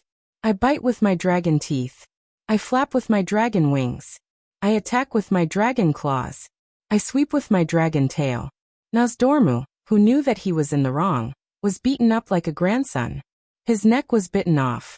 Of course, for Nozdormu, whose body was made of the power of time, the body made of sand was actually just a decoration. Alexstrasza's attack actually did not hurt him at all. After a while, when Alexstrasza finished venting her anger, Nozdorma's body quickly returned to its original form. However, being stared at by this huge red female dragon, he did not speak. All right. Nozdormu, I believe that Duque is a good guy. If you can't prove that his existence is a threat to Azeroth's safety, then for my sake, don't target Duque, okay? It was clearly a negotiation sentence, but when she said it, a pair of dragon claws were on her waist, and her mouth was full of sharp teeth. She was full of the demeanor of a dragon queen. If this draconic language was translated to be more straightforward, it would be, I have Duque under my protection. Get as far away from me as you can. Duque's mouth was wide open. He was simply ecstatic. Originally, he had bought insurance and hoped to negotiate with Nozdormu under the cover of the three dragon aspects. Who knew that Alexstrasza would actually directly announce that she would protect him? Duque was so touched that he almost snot out of his nose. Well, Duque actually had a slight cold. At this time, Nozdorma's voice suddenly came directly into Duque's mind. Humph. Little guy. I don't know if you did it on purpose or not. Anyway, I want to tell you that I have my eyes on you. If you are really proven to be the destroyer of the timeline, I will take care of you even if I have to fall out with that stupid female dragon. Duque's expression turned cold. Nozdormu, I don't know what you mean, but I will continue to use my own methods to make this world better and better. I will also resolutely resist the evil forces that invade the world of Azeroth, such as the Burning Legion. Umph. Nozdormu's huge illusory dragon had let out a cold snort in Duque's mind. Duque's expression changed. His entire mind felt as if the earth was shaking. All right, I will bear with it this time. When the time comes, when the future Nozdormu goes crazy and chases after you, don't come crying and begging me. However, thinking about it, it was also a tragedy. An entire army, the Bronze Dragon race that protected the timeline for tens of thousands of years, this magical race that could travel through time, gradually became extinct. They were all killed by their darkened selves that came to their future and endless possibilities. The darkened ones killed those that were not yet darkened. Those that were not yet darkened, after killing their darkened selves, they also darkened. Then they returned to the past and were killed by their darkened selves. This seemed to be an eternal cycle of death. It was definitely an endless tragedy. Because people could not see the future clearly, they had hope for the future. However, because they knew the future, they were completely hopeless about it. Duque sighed in his heart. If I wasn't a transmigrator who successfully reversed history, perhaps I would have gone crazy and darkened if I encountered such a situation. But now Duque smiled and extended his right hand to Nozdormu. I believe that the future will get better and better, right? After saying that, he raised a platinum plate that only had 1/5 of its original size left in his hand. "Dear, do you want to shake my hand?" Chapter 583. When Duque returned after dealing with the 4 dragon aspects, he was just in time to see the victorious Alliance army pass through the Elven Forest. To be precise, the Dark Portal closed on the 15th of November. After leaving behind the Stormwind Griffin Legion, the Dwarven 1st Infantry Division, and the 1st Mechanized Division, the remaining 200,000 soldiers turned back. When they first arrived, the army could only fight their way south. After crossing the Sada Bridge that separated the northern and southern continents, they had to bitterly pass through the wetlands, Loch Moden, Barren Land, Scorching Canyon, Burning Plains, Red Ridge Mountain, Swamp of Sorrow, and finally arrived at the Cursed Land. After passing through the Swamp of Sorrows and the Red Ridge Mountain, he would then turn west and cross the Elven Forest. After that, he would be able to board a refugee ship from the destroyed Stormwind City to South Shore. The people of Lordaeron and Gilnis, on the other hand, chose to go straight to the South Flow coast. When they passed by the eastern Elven Forest with fertile soil and lush foliage, when they heard that this place was actually the fief of the 3 Windrunner sisters, regardless of whether it was the humans, the dwarves, or the elves of Kuel Salis from Aurelia's maiden family, all of them were shocked and envious. "Big sister, when we first heard that you gave up your position as the Ranger General of Kuel Salis and joined a human Grand Duke, we all thought that you did it for love." Even though he had been promoted to Ranger General, Hadgeron Mingi was still a junior to Aurelia. Yeah, it turns out that being willing to sacrifice everything for love is just a lie. Rothelma Theron stood on the hill with her hands on her hips. She looked at the majestic and vast forest in front of her, and felt a little unhappy.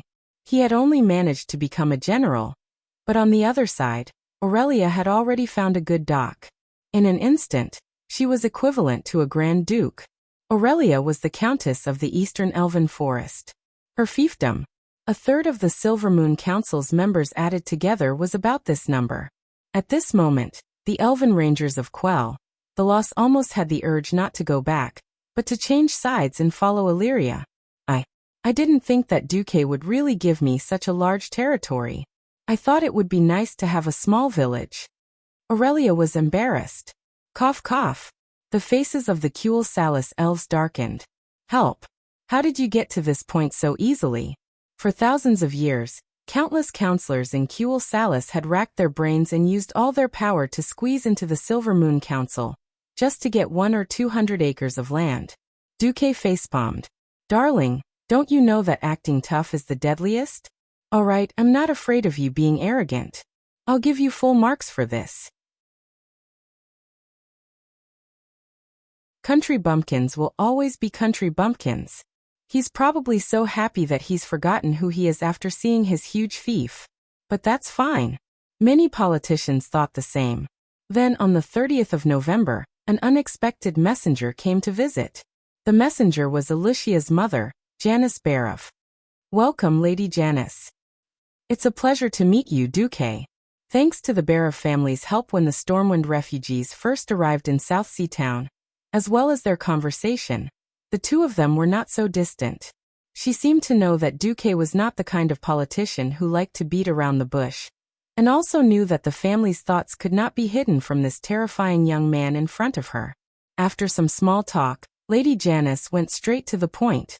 Janice took a sip of black tea. She was slightly surprised that she could drink such authentic Lordaeron black tea in Stormwind, which had just started to rebuild. "Duque, do you know the situation in the north now? Tyreenas is likely to use this victory ceremony as an opportunity to find a way to get his hands on Alterac." Duque smiled slightly. "Are you talking about Lord Davar Prister?" Chapter 584. Janice was a little surprised.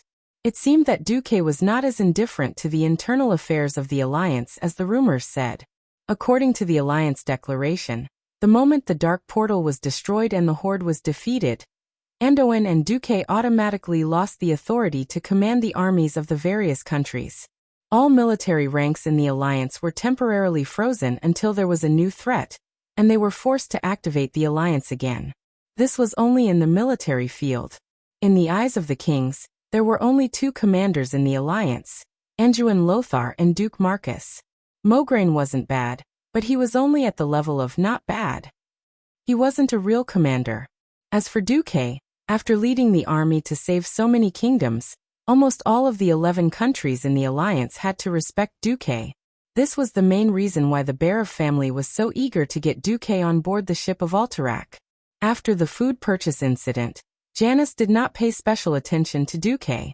It felt like in just a moment, the seemingly immature kid that King Lang randomly conferred as a duke had grown into a giant that the Barov family, and even Alterac, had to look up to. Now that Duque directly mentioned the name that the Barov family, and even the remaining forces of the Alterac kingdom were afraid of, Janice understood that Duque was not really content to be the Storm Duke. Janice's feelings were a little complicated. Duque's foresight, which had been proven time and time again, also made the Barov family's heart palpitate. Even her husband, Alex, had said that even if they succeeded in making Duque the son-in-law of the Barov family, he would not know if it was a blessing or a curse. Unfortunately, the threat from Rotterdam was the most real. Seeing how Duque had disregarded the past and saved Cuel Salis, she could only bet on the fact that Duque was a person with high sentiments. Janice sighed. Since you already know, I hope that you can tell me personally as Alicia's mother. What should we do with Alterac? The Lord of Presto had perfect identification documents. Unless there was a civil war, Alterac could only watch a person of unknown origin become the king of Alterac with the support of Rotterdam, and betray the interests of Alterac. Alterac will become one of Lord Darren's provinces in 10 or 20 years' time. Duque gently tapped the armrest of the sofa with his right index finger. This Lady Janice was more intelligent than he had expected. If Janice had asked him in the name of the Barov family, he would have used his identity as the Duke of Stormwind to fool her. The problem was that she had to play the emotional card of Alicia the moment she opened her mouth. Of course, this made Duke a little unhappy. But seeing that Alicia had been with him for so long, and that she was the daughter of a high noble, helping him to work, accompanying him to war, acting as an emissary, and working hard without complaint, Duke really could not ignore it. Duque sighed and asked, "Before I answer your question, let me ask you in the capacity of a half-teacher and half-friend of Alicia. What kind of king do you think Terina's Menethil II is?" Janice was stunned for a moment before replying. "A third-rate military strategist and first-rate politician. As long as he doesn't interfere with the interests of Rotterdam, he is a merciful elder." Janice's answer was very skillful. She revealed her own opinion without slandering the king of a large country.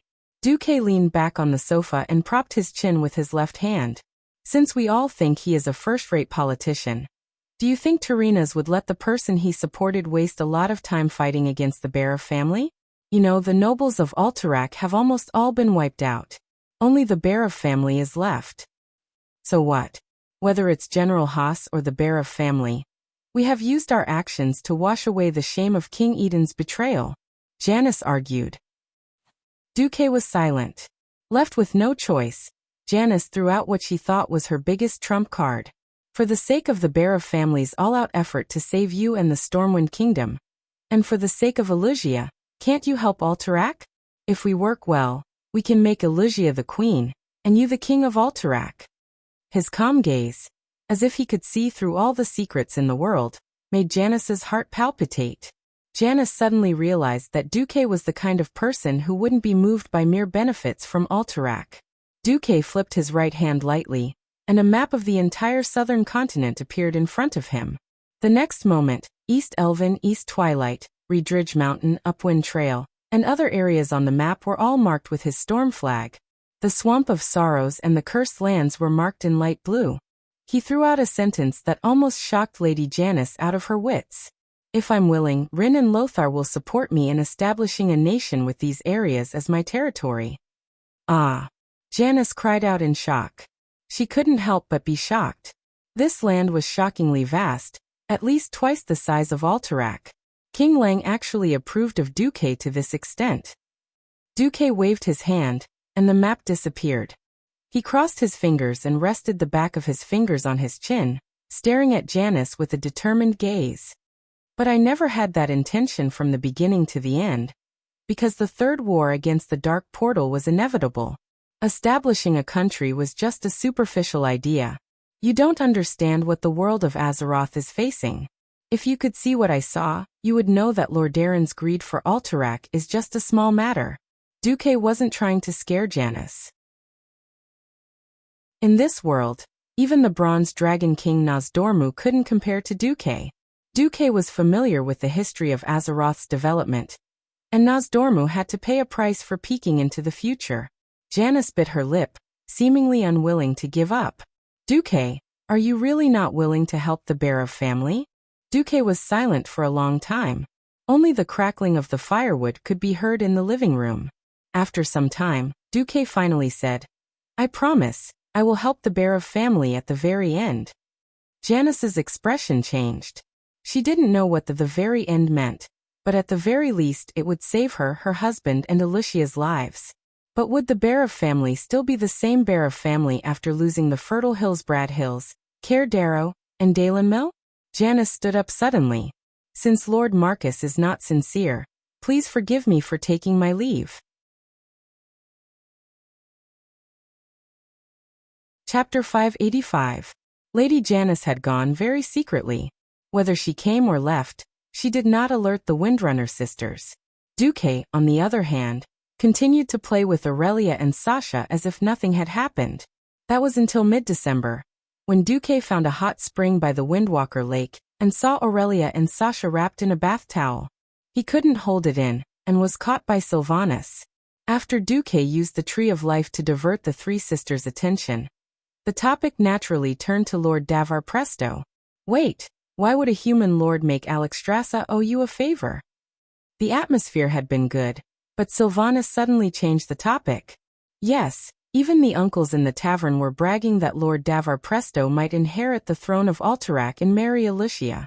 Duque, are you really going to let Alicia marry the next king of Alterac who popped out of nowhere?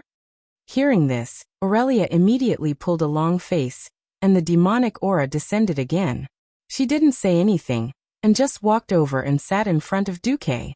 She crossed her arms and tucked her palms under her armpits, as if saying, I'm waiting for you to explain.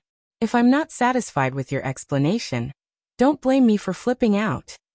Duque still held his chin and smiled. I suddenly realized that Aurelia is quite cute when you're angry. Don't interrupt. Do you know what I want to ask? Aurelia was fuming. At this time Sasha came in as well. Sis, maybe Duque has his own difficulties. Sasha, don't give in to him all the time, okay? You'll spoil him too much. Aurelia was a little angry that she even scolded Sasha. She turned her head. All right, tell me, are you really not going to help Alicia? Duque spread his hands. Speaking of which, wasn't the original focus of the topic the Tree of Life? How did we end up on top of Alicia? Aurelia rage +1. Duque gave up on acting. All right, in fact, Alicia's mother, Janice, came to me once a while ago. The Bear of Family wants to make Alicia the Queen of Alterac, and then make me the Queen's husband. They want to use my influence as the Alliance's vice commander to fight Tyreenus. Aurelia was a little stunned. Alicia, whose marriage was used as a political tool, was pitiful, but the nobles of Alterac were not kind either. What's more, he wanted Duque to marry Alicia. What about the positions of us sisters? Aurelia was immediately unhappy with the Bear of Family. On the other hand, she knew that Alicia had helped Duque a lot, so Aurelia was very conflicted at this time. Duque, are you really going to marry Miss Alicia? Sasha felt like she would immediately cry if Duque gave her a definite answer. How could I abandon you and Aurelia for a mere king? With that, Duque pulled Sasha over and kissed her. For the first time, Sylvanas did not feel that Duque being intimate with his sister in front of him was an eyesore. A mere king. The king of Alterac, one of the 7 great human kingdoms, was actually a mere king in Duque's words? If it were any other man who said this, it would only be taken as a lie. Duque was different. He really had the right to be a king. However, he rejected it. He rejected it lightly. How many men in the world could resist such temptation? How many men could maintain their rationality in the face of great benefits and fame? Duque's tone was relaxed and cozy, but the three Windrunner sisters felt a heroic aura coming from him, making their bodies tremble with excitement. Aurelia was the most mature and steady elder sister among the sisters, after all. In any case, what happened with Wuxia just now also gave her a warning. Duque was technically single.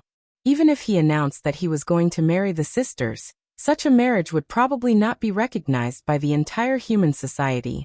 Nor would it receive blessings other than friends and family. Aurelia spoke up. Yo, it seems that us sisters are quite valuable.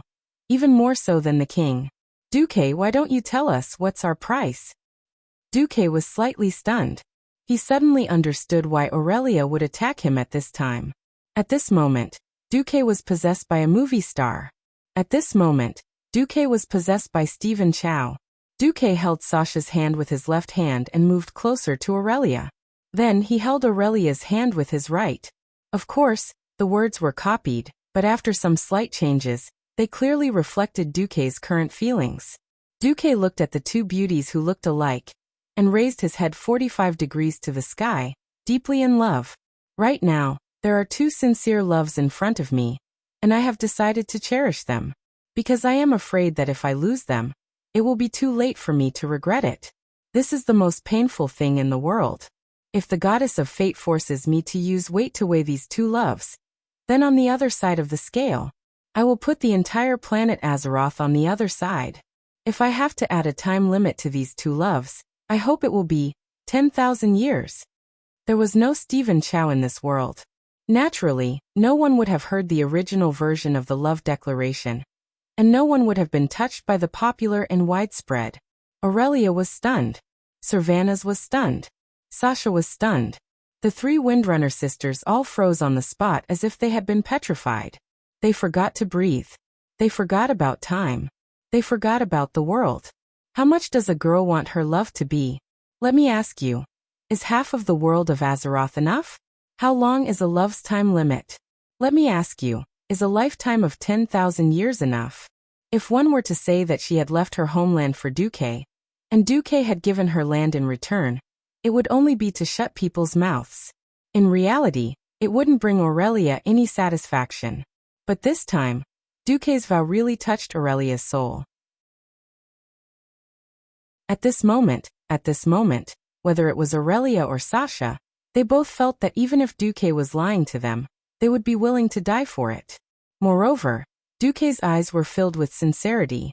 Suddenly, a bean-sized tear rolled down Aurelia's elegant face. Yes, Aurelia was crying. Sasha was crying as well. Sylvanas was crying as well. Eldest and third sister were crying on Duque's chest, while second sister was crying on eldest sister's back.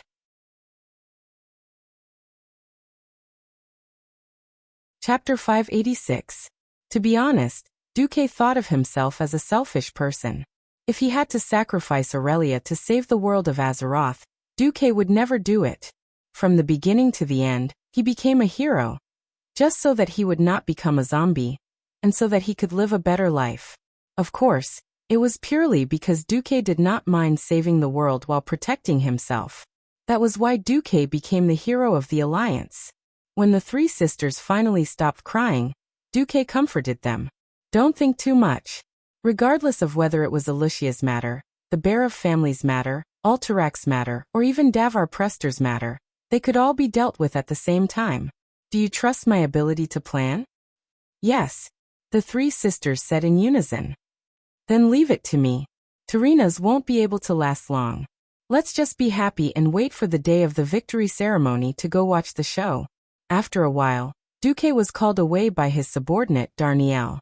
Sylvanas straightened up and said to her sister, Aurelia, didn't I suggest you to find a way to marry Duque officially? You rejected me back then. Yes. Sylvanas looked in the direction where Duque left and said thoughtfully, I didn't understand then. Now I do. Aurelia gently held her sister's hand. What do you understand, my good sister? The kingdom's marriage laws can only protect wealth and power, but not love. For the high elves who live for tens of thousands of years, 100 years is like a blink of an eye for them. Live these 100 years to the fullest, and don't leave any regrets. There's no need to care about anything else. Aurelia's face bloomed like a flower when she heard this. Sister, it's good that you understand. Servanas smiled. I didn't really look forward to love, but now that I see you guys like this, I'm a little moved. Unfortunately, after seeing you and Duque, I suddenly realized that there really aren't any men in this world that can catch my eye. Second sister, actually I don't mind. Before Sasha could finish, her lips were sealed by Servanas's index finger. Even if you and Big Sis don't mind, I do. A person only has two hands, there is no more space beside him. With that said, Servanas tidied up his clothes, wiped away his tears, and left in a carefree manner. At this moment, his eldest sister's voice suddenly came from behind. My good sister, I don't care which hero you're with, but you have to control yourself. It's almost time for Lothar to join the ranks of old men. Servanas almost fell to the ground, unable to get up.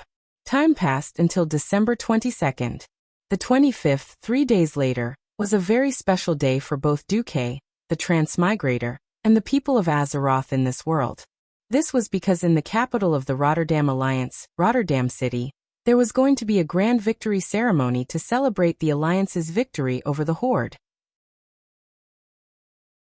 In the territories of the Alliance, because the news of the victory had long spread, many people traveled thousands of miles to Rotterdam City just to see the glory of the victorious soldiers, as well as to watch the ceremony that was about to be held. It was because of the joy of victory, but also out of hatred for the Horde. After all, this was a full-scale war that engulfed the entire continent. The destruction and loss of lives caused by the war affected every city and every village in the territories of the humans, dwarves, and high elves. As the victory ceremony had been set at the end of November, the citizens of Rotterdam had been discussing it since early in the morning. Have you guys heard?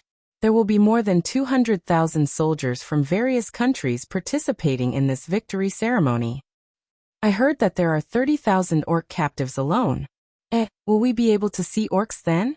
I've only seen lords raising taxes and conscription in the countryside. I've never seen what orcs look like. Haha. I heard from the nobles that as long as you dare and can afford it, you can buy an orc slave to chop trees for you. We also heard that there seems to be an election for the king of Alterac this time. The former king, Eden, was killed after betraying the Alliance. That human traitor Pyranod. He deserved to die. All kinds of thoughts were intertwined. A storm hidden under the victory began to gather. On the 22nd, in front of the storm fortress in Stormwind City, Anduin Lothar waited for Duque and his party. After seeing Duque get down from the carriage, Anduin welcomed him warmly and gave Duque a big bear hug. Duque, although your territory is also very important, you have to take care of me and Lang. There's so much to do here. Ahem. How many times have I said, don't be so forceful? The marshal forced Anduin to reveal a charming smile. This is my way of paying you back for being lazy. In the next moment, he saw Duque stretch out his hand into the carriage and help the Windrunner sisters down one by one. Even Anduin, the uncle, could not help but smile. Of course, he knew that it was etiquette for a man to let a woman help him down the carriage. He also knew that if it weren't for the many politicians in Stormwind watching, the Windrunner sisters would have jumped down the carriage themselves. But he was still a little envious. The noble and elegant Aurelia, the wild and untamed Sylvanas, gentle as water Sasha, the three Windrunner sisters, who were dressed to the nines, were first-class beauties even in the entire human world. Only the eldest and third sisters were confirmed to be in a relationship. There were rumors that Duque had all three sisters, leaving only the expressionless fourth sister. Welcome, ladies of the Windrunner family. The three sisters bowed together. After some small talk, Anduin smiled and said, well, Lang originally wanted to use your teleportation portal to go to Rotterdam for convenience.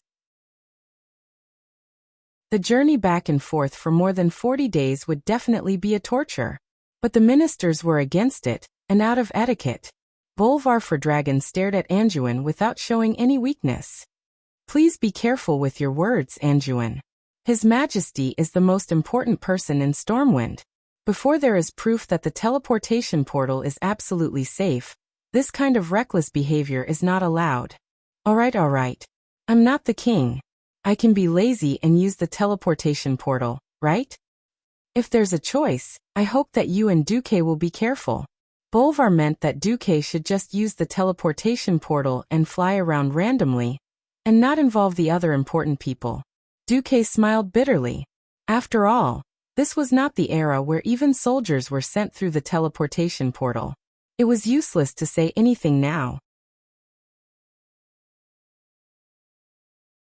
Chapter 587. Andoin also knew that he could not win against Bolvar. In fact, Bolvar, the noble duke, had always been the first choice to stay in the country when the three of them were not around. There was no doubt about his loyalty. Unfortunately, Bolvar was too inflexible and inflexible. Andoin shrugged. If I could, I would like to bring the entire Storm Knights with me. Tyrrhenas is such a miser. He only gave us a quota of 1,000 people for the military parade. If we go beyond that, we'll have to be responsible for our own rations. Duque looked at the hundreds of knights around him, all of whom were envious of the 20 lucky ones who were about to set off through the portal. It couldn't be helped. Although it was good to save time, the teleportation ability of the portal was limited. The Dalajan had gathered so many pharaoh previously, and only sent 1,000 people to grim battle. They could either follow King Lang, example, and set off by ship 20 days in advance, or they could reduce the number of people. Andoin suddenly realized that Duque seemed to have brought a lot of people, and it seemed that they were all going to the victory ceremony. Wait, Duque, how many people can you send to Rotterdam at one time? 20 people, Duque said nonchalantly. As soon as he finished speaking, the faces of the knights behind Lothar, who had already put on their ceremonial robes, immediately sank. Damn it, there were ladies and maids on Duque's side, as well as Gavin Rad, Casa, and the other knights. There were almost 20 people here. Wouldn't that mean that only Lothar could be brought along? Duque suddenly raised his hand to stop Andoin from asking questions. Don't worry, I've recently gained a few new followers who are very good. After saying that, Duque snapped his fingers, and a cold humph appeared in the void. Humph. It was just a humph, but it actually made the experienced knights feel alarmed. More than one of them instinctively put their hands on the hilt of their swords, even if they were just for decoration. Suddenly, in an empty space not far from Duque, a portal glowing with blue and white light opened, and 4 people walked out of it. This is Lady Legolas, Duque said as he pointed at a red-haired female knight with an impressive bust that almost broke the Stormwind uniform. Hi. The greeting of this tall and voluptuous lady caused a commotion among the knights. Duque pointed to the second person. It was a petite elven lady who wore an emerald green ranger outfit that revealed her sexy belly button. But strangely, she didn't have a bow on her back, nor did she have a weapon on her waist. Moreover, her eyes were closed from beginning to end. This is Ms. Sarah. Actually she's a druid. Hello everyone. I'm Sala. Her weak voice made the knights want to protect her. There was another commotion. The third was a bronze-skinned male elf with a single ponytail, and a single shoulder exposed. He was dressed like a warrior. He stood there in a daze as soon as he came out, as if thinking about life. The fourth was a fellow who wore a wizard's robe, and looked like the legendary night elves. The cold humph had come from his mouth. Duque skipped the third person, and directly introduced the fourth. This is the Radiant Moon Archmage Dogsh *T. O Goss. He has a bad temper. Please don't take it to heart. The pharaoh named Goss did not notice anything fishy about Duque either. He nodded as a greeting and ignored the others. Nobody knew where Duque had found these weirdos, but one thing was certain. These 4 fellows were definitely not simple. Everyone present was a brave warrior who had experienced hundreds of battles, but when faced with these 4 fellows, especially the 2 men at the back, they all felt a little apprehensive. Lothar dared to swear that he had never felt this way before. Even when facing the tribe's monsters called goblins that were taller and scarier than the ogres. Be it the passionate Legolas, the gentle and pleasant Sala, or the 2 fierce-looking male elves, they all gave Lothar a sense of extreme danger. Duque, wait. Let's talk in private. Andoin pulled Duque aside, and was about to speak. Andoin, I know what you want to ask, but I can't answer you now. However, I can swear on my life and honor that they will never harm Stormwind or the Alliance. Although I hate your mysticism, It's the same for you and Mediv. Lang and I have long learned to get used to it. Lothar said with his hands on his hips, looking helpless. Seeing that Lothar was a man, but he looked like a wife who had been wronged, Duque burst into laughter. Don't complain. At most, I'll let all your men go to Rotterdam to show their faces. At this moment, countless pairs of ears perked up. The humans of Azeroth were founded on the spirit of chivalry, and all they talked about was honor. Now that they had won against the tribe and made huge sacrifices, it was not too much for the knights to proudly participate in the victory ceremony, right? Hence, in a sense, it was also part of human nature to show off. Lothar's facial muscles twitched. Damn it, you're causing trouble for me. Before I went, I spent a lot of effort to choose these few representatives. Now with just a word from you, all the lads are attracted to you. There are about 500 people here. Are you going to bring all of them? Lothar had a loud voice, and his soft voice was not much different from the shouting of ordinary people. As soon as he said that, the eyes of the lads dimmed. Yes, Duque was a Morning Star mage. How many people could he teleport? So what if there was a Radiant Moon mage? Duque pursed his lips, looking like he did not care. He turned his head. Hey Dogsh *T. How about you do me a favor and teleport these few hundred people to Rotterdam? Goose tilted his head, pretending not to hear him. Hey, can't you even open a portal? Duque said to provoke him. Goss didn't reply. He didn't even recite an incantation. With a wave of his hand, a teleportation portal that was 2 stories tall immediately appeared in front of everyone. The slightly illusory scenery on the other side. Everyone could tell at a glance that it was the snow-white city walls unique to Rotterdam. Ah! Someone finally cried out in surprise. But in the next moment, Goose stopped. The huge portal was like an illusion, and did not exist anymore. Only the magic undulations that lingered on the ground told everyone that it was not a dream. Goose stood with his hands behind his back, as if everyone owed him money, and did not look anyone in the eye. At this moment, the woman called Legolas seemed to be a little angry. Hey, isn't it just something that Duque promised you on my behalf? I'm holding on to it. Why are you making things difficult for Duque? Be good, listen to me. Show some sincerity later, and I'll give you one. This time, Goose immediately admitted defeat. Duque turned and smiled at Lothar and his knights. Gentlemen, go and get ready. We'll gather back in half an hour.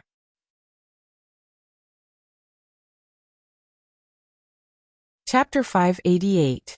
Located on the northern shore of Lordaeron Lake, the giant white city of Lordaeron was undoubtedly a very beautiful city. It was still a distance away from the Alterac Mountains. Looking from the west to the east, Rotterdam looked like a typical city with mountains on one side and water on the other. In the distance was a snow-capped mountain, on the right was a clear lake that would not freeze in winter, and on the left was a vast grassland. The atmosphere of the triumphant ceremony had already spread throughout the entire city. Since it hadn't truly been invaded, the few destroyed buildings had long since been perfectly repaired.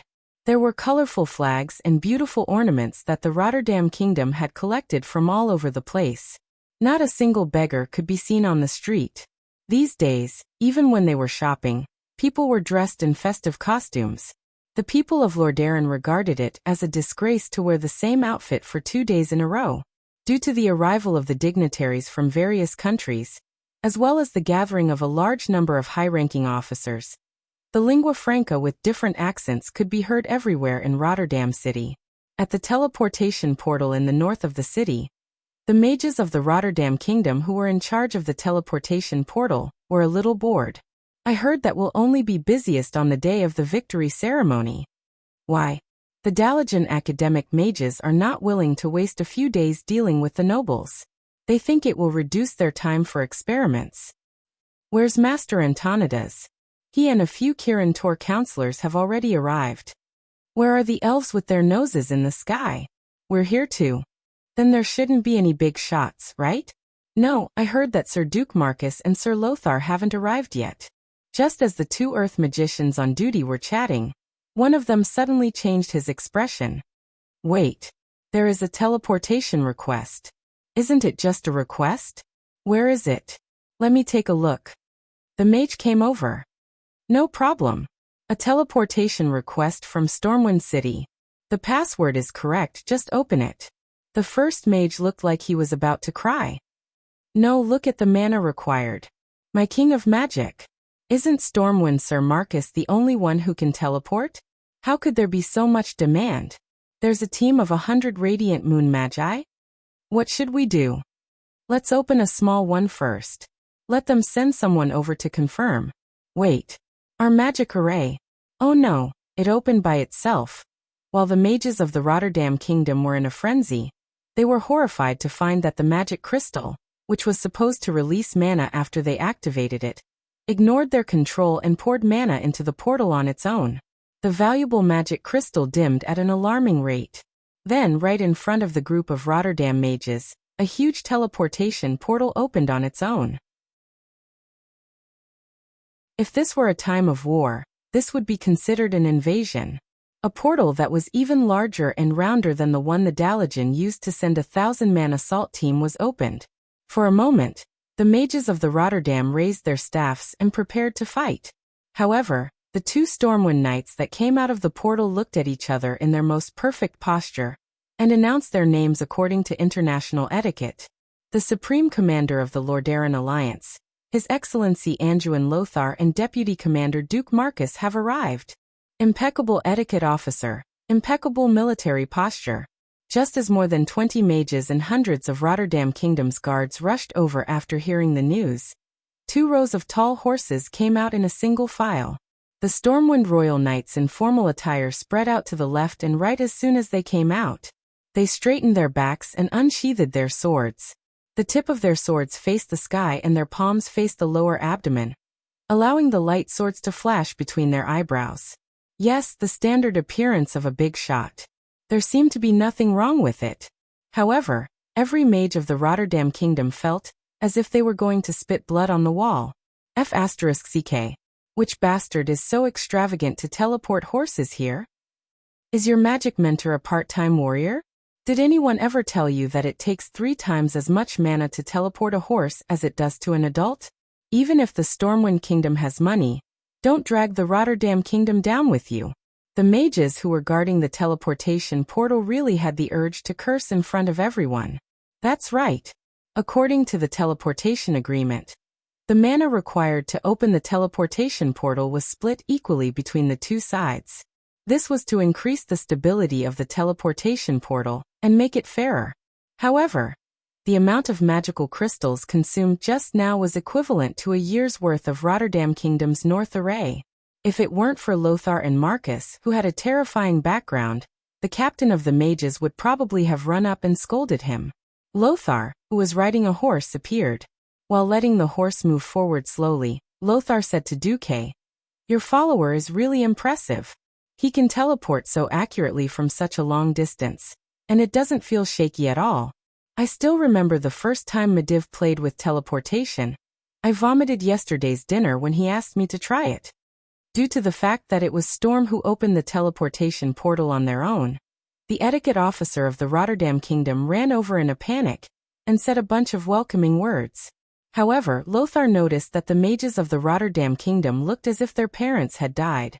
"What's wrong with them?" Lothar asked Duque softly. "No, I guess they're heartbroken because the teleportation portal cost them too many magical crystals." Duque pursed his lips and then opened his palm. As if dismissing a beggar, he threw out a large pile of magical crystals from his storage bag. "I've just used up the magic crystals of the Rotterdam Kingdom. I'm sorry, these are for you. If there's more, just take it as a tip." Do you think the people of the Rotterdam Kingdom are poor people who have never seen the world? The leader of the mages didn't even bother to pick them up at first. In the next second, he suddenly gasped and stared at the magical crystals that Duque had thrown on the ground, unable to move his eyes away. In this era, the magical red jade could store the most magic power. However, the magic power contained in the items that Duque had thrown out was clearly far beyond the standard that the magical red jade should have. Such highly concentrated crystals could not be produced at all, and could only be found in ancient ruins. The official name was unknown, but the mages liked to call it arcane light. Such an item was simply priceless in the market, and any one of them would be enough for a radiant moon mage to help. Now Duque actually threw out dozens of them casually. Damn it, how rich is this Duke Marcus? The leader of the mages, who had been pretending to be aloof just now, suddenly pounced on those magical crystals like a dog. He was not the only one. The other mages also pounced on them without any manners at all. That scene made Lothar's eyelids twitch.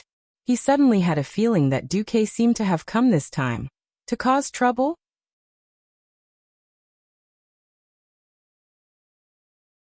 Chapter 589. Ignoring the shouting mages, Duque and the rest went to the state guest house in the west of the city after passing through a huge inner-city gate. For safety's sake, the area with the teleportation portal could not be in the same area as where the politicians stayed. At this time, the mages of the Rotterdam Kingdom came to their senses. What the hell? How many people did Stormwind use the teleportation portal to come here? There should be hundreds of people here, right?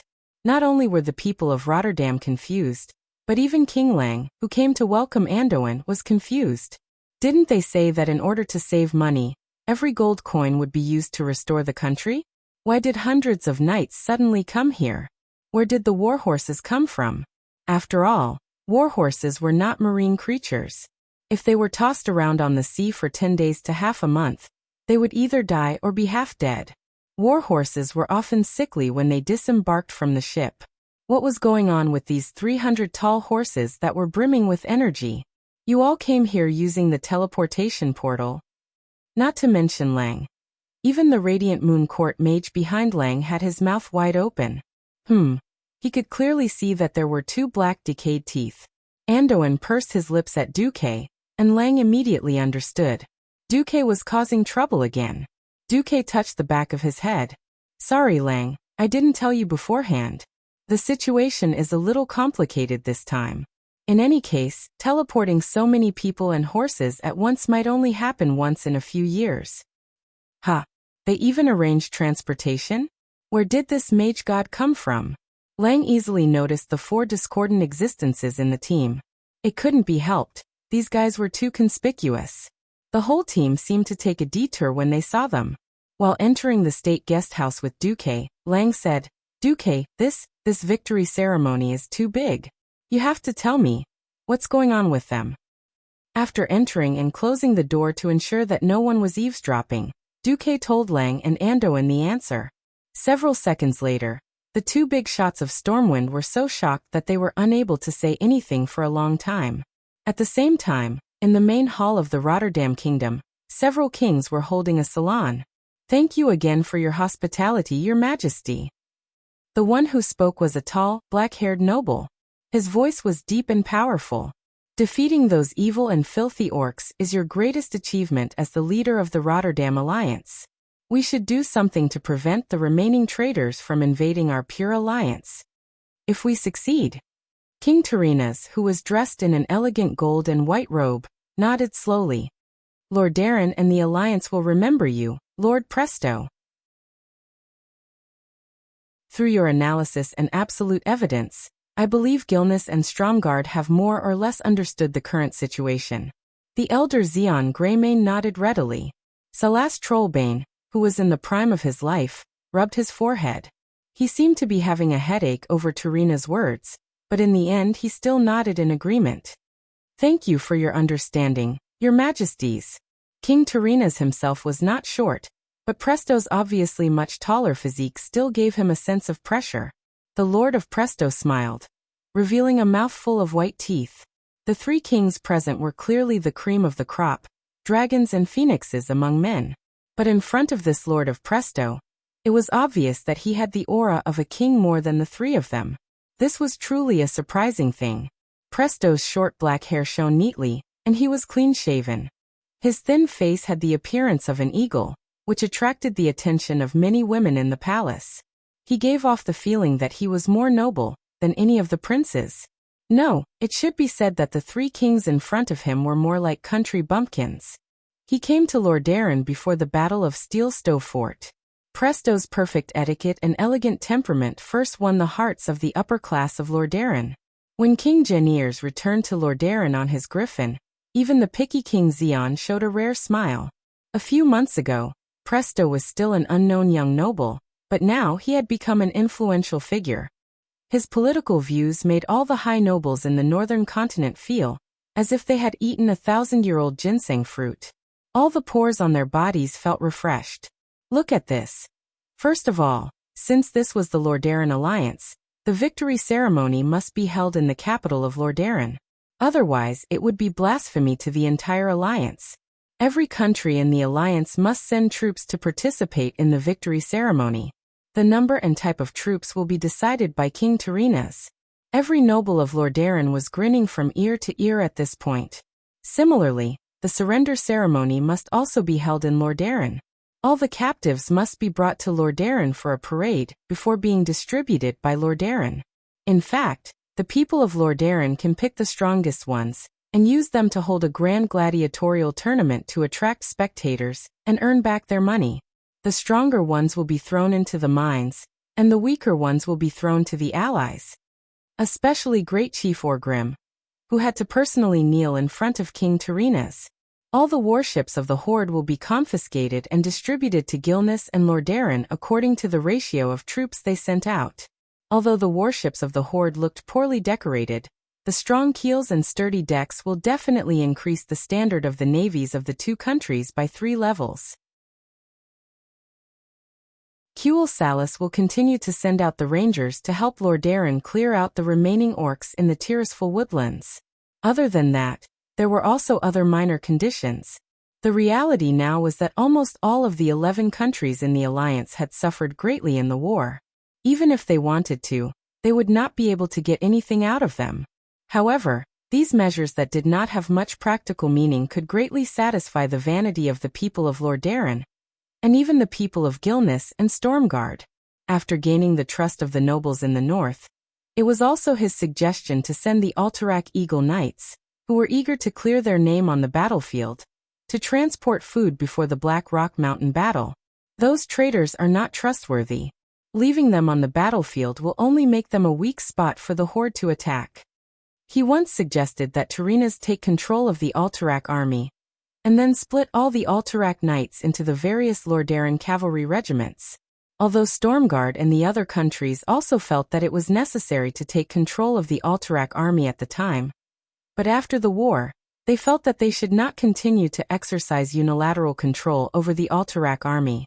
At this time, Presto stood up again and used his glib tongue to give a reasonable explanation for everything.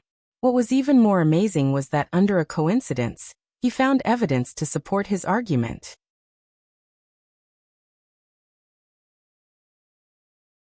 Chapter 590.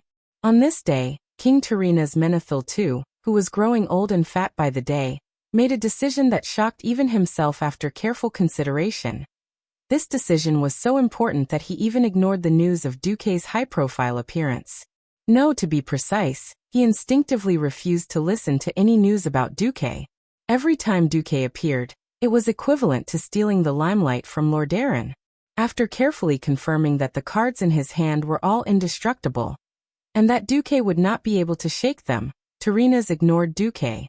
For the past 3 days, Duque had been living a comfortable life. As soon as Legolas and the other 3 arrived at the Rotterdam Kingdom, they opened the teleportation portal and left after entering the state guest house. They would not return until the morning of the 25th. The 3 Windrunner sisters were the same. They went to Alterac Mountain to play.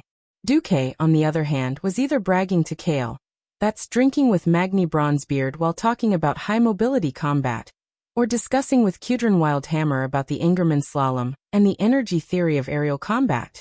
These 3 days, Duque basically drank until dawn, then slept soundly, woke up in the afternoon, and then had banquets, dances, and cocktail parties.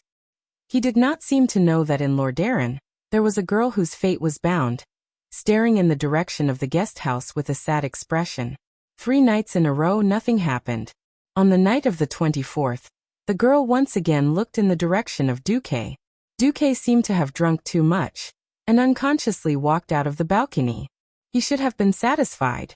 But for some reason, the girl prayed for more. Prayed that Duque could hear her. Prayed that he could hear her prayers. A miracle happened. A beautiful rose appeared in Duke's hand as if he was performing a magic trick. It was an ice and snow rose made of pure magic.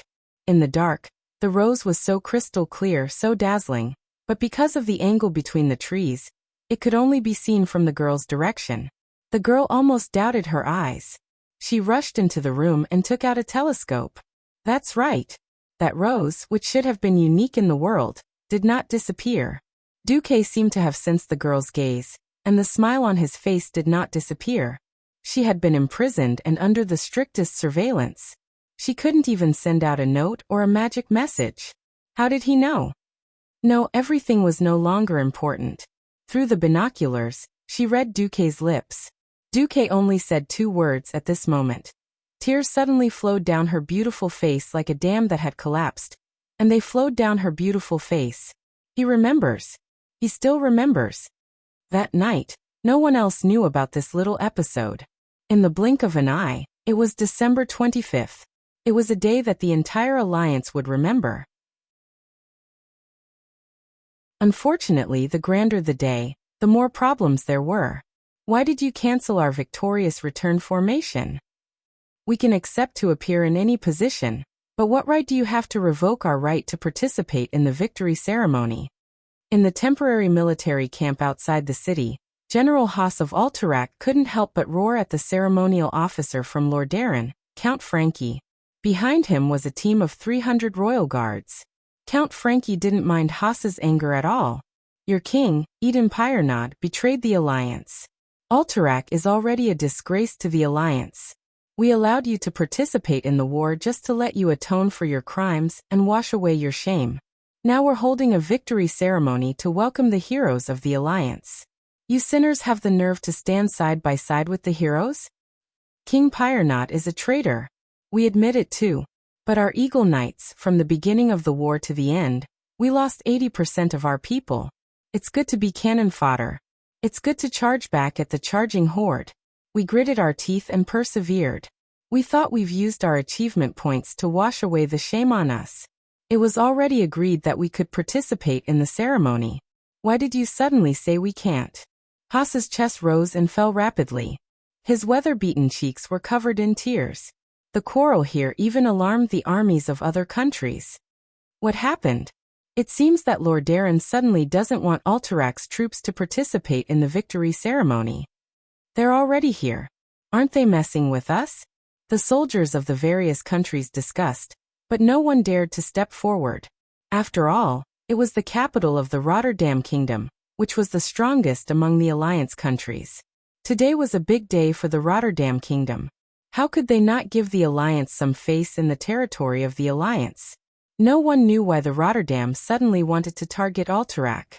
Even though everyone sympathized with the troops that had been fighting on the front lines of the alliance, no one dared to stand up for them before they could figure out the situation. At this time, 2 unexpected big shots appeared. The alliance commander Anduin Lothar, the alliance deputy commander Duke Marcus. The 2 actually came together. What happened? Lothar's trademark loud voice was very suitable for calming the situation. General Haas's first reaction was joy, but in the next moment his expression darkened again. The alliance army had been disbanded, and the armies now belonged to each country. They were just formally under the banner of the alliance. Were Lothar's words still useful? To be honest, after hearing Count Frankie's words, Lothar frowned deeply. This matter was not easy to handle. They were allies after all. To be honest, everyone had contributed to the fight against the orcs and shed blood. Why make things difficult for Alterac at this time? No matter how slow Lothar was, he instinctively smelled the smell of a political conspiracy. General Haas, Duque suddenly said. Did you bring the armor you used before? I'm not talking about those things that are just for show. Haas quivered. He suddenly realized what Duke wanted to do. His voice trembled as he said, Yes, of course. Those are our real merits. Yes, scars were the merits of a man. Duque said in a deep voice, Put them on. We, the Knights of Stormwind, will wear them too. Haas couldn't believe his ears. He couldn't help but subconsciously look at Count Frankie of Rotterdam. Count Frankie screamed on the spot, and raised an extremely exquisite scroll in his hand. Duke Marcus, what do you want? This was a direct order from His Majesty Tyrrhena's Menethil II. And the order was here. It's not only an order from the King of Rotterdam, but also the leader of the Rotterdam Alliance.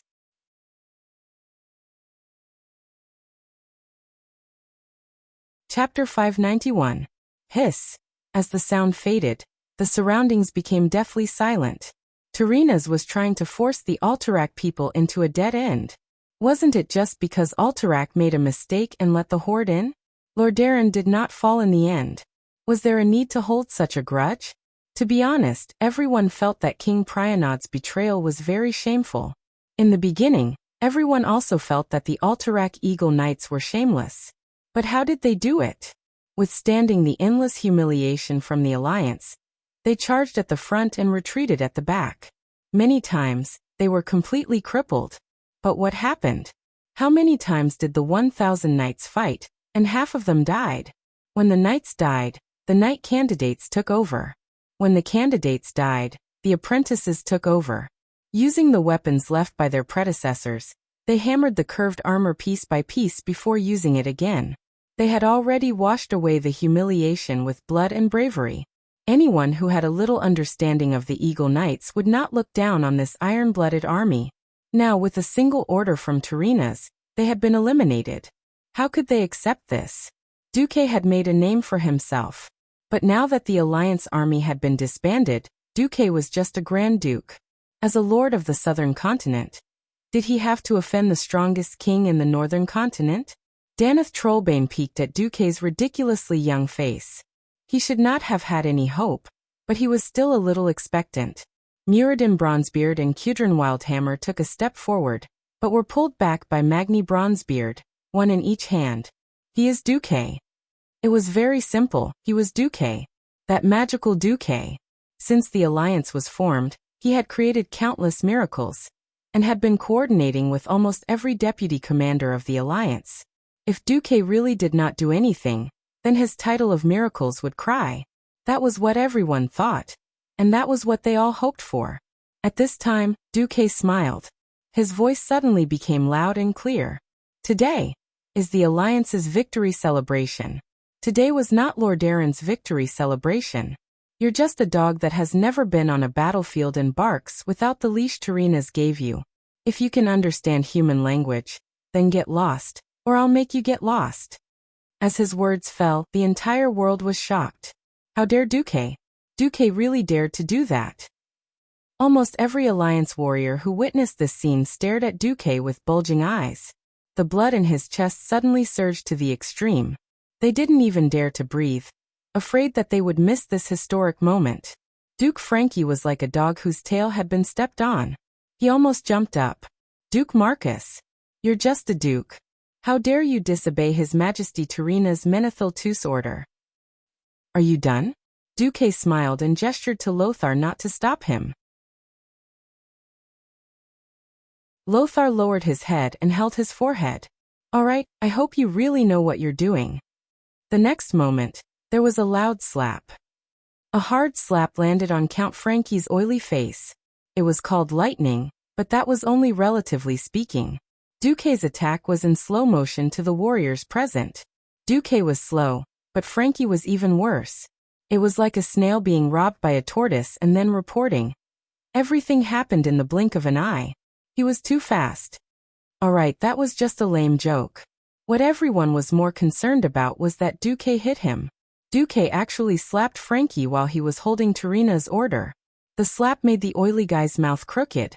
You dare hit me? Count Frankie covered his face like a little wife who had just been bullied. His eyes widened in disbelief, and for the first time, there was an emotion called fear on his arrogant face. Without giving him time to react, he slapped him again with the back of his hand. Slap. This slap was even heavier, causing him to see stars. He actually spun around and fell on his butt on the snow-covered ground. His luxurious purple pants looked like they were stained with a pile of *T. What are you doing? Only then did the captain of the Imperial Guards behind Count Frankie react, and he suddenly pulled out his sword from his waist. After all, He was originally sent here by Turinas to hold down the fort, to suppress the disobedience of the other countries. Now, right in front of him, his messenger was slapped, and he was slapped twice when he showed the king's order. How could Rotterdam hide its face? Get lost! Duque shouted. With the help of magic amplification, a loud voice exploded in the joint army camp like thunder. Along with this roar, hundreds of hands of magic suddenly appeared out of thin air. After just a second and a half of casting, the same number of arcane shock, as the hands of magic suddenly blasted on the chest of the soldiers of the Rotterdam Royal Guards. 300 people were sent flying at the same time. It was a spectacular scene. Donna's Trollbane opened his mouth wide in astonishment. The Bronzebeard brothers and Kidron raised their war hammers high. The knights of Stormwind and Alterac hit the shields with their swords. The dwarves hit the shields with their war hammers and cheered loudly. The elves whistled at the rangers. Under the gaze of tens of thousands of Alliance soldiers, the 300 people were all sent flying for a few meters, and they fell on their butts. All of them were dizzy from the fall. Before they could get up, Duque's next attack arrived. Slap, slap, slap. A mage's hand appeared on the collar of each royal guard's breastplate. This kind of mage's hand lifted him up with one hand, and then the other mage's hand quickly followed up and slapped him. A slap in the front hand, a slap in the back hand. A slap in the front hand, a slap in the back hand. A slap in the front hand, a slap in the back hand. Back and forth. These arrogant people who only had eyes for Turinas and did not care about the politicians of the various countries were slapped hard again and again. How many slaps were slapped? No one could count. Anyway, they were all handsome and good-looking, and all of them were slapped swollen by these hands of magic that suddenly came out of nowhere. Well, a team of male model-level Imperial Guards could now be renamed as the Pighead Army. It wasn't that no army of Lordaeron discovered this, and Abendis was the one who rushed over. But even he was shocked. He didn't expect that Duque would dare to turn against him like this. But the glory of the country. Just as Abendis was about to do something, he suddenly felt an extremely terrifying pressure. The endless pressure made him feel like a frog being targeted by a giant poisonous snake. He had no way to resist at all. To die or not to die, it all depended on the mood of the existence that seemed to be at the top of the food chain. Abendis's back was instantly drenched in sweat. In front of him, Duque flipped over and got on his horse. He raised the Grand Marshal's staff high up and shouted to the sky, "Today, this is the Alliance's victory ceremony. Anyone who killed orcs, for the Alliance. Anyone who has shed blood for humans, dwarves, and elves is qualified to participate. This has nothing to do with national boundaries, only fairness and justice. If you are a man, come with me. If the people of Lordaeron don't give you glory, I, the Vice Commander of the Alliance, will. Let's go."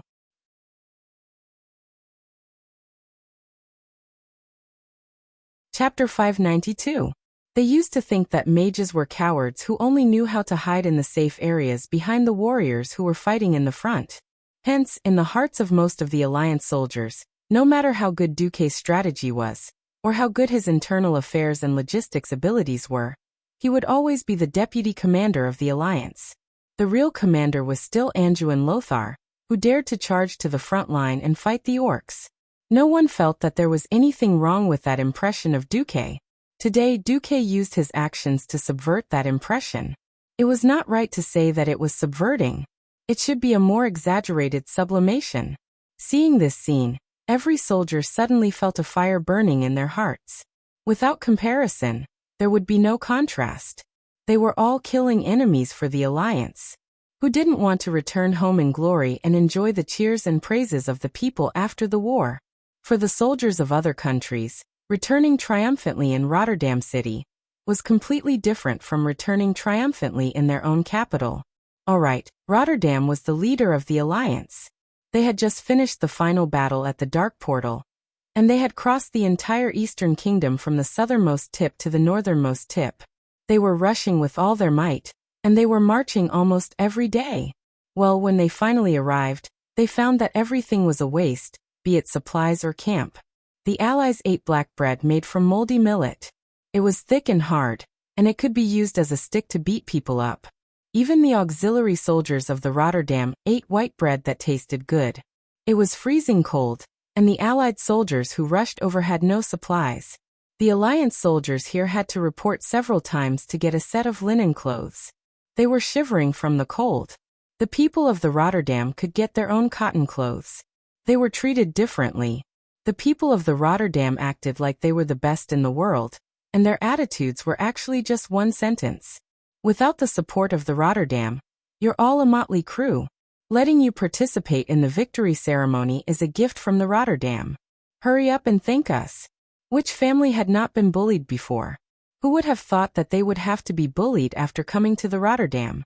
At this moment, Duque's actions were simply satisfying. From the soul to the heart, the intense flames were boiling in every blood vessel and burning in every cell. Follow him. Follow him. Follow Lord Marcus. Yes, we've all bled for the Alliance. We've all given our lives. Why is there a difference in treatment? Countless swords and spears were raised high into the sky.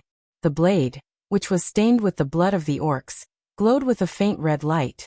Countless shouts converged into a loud sound that exploded in the camp.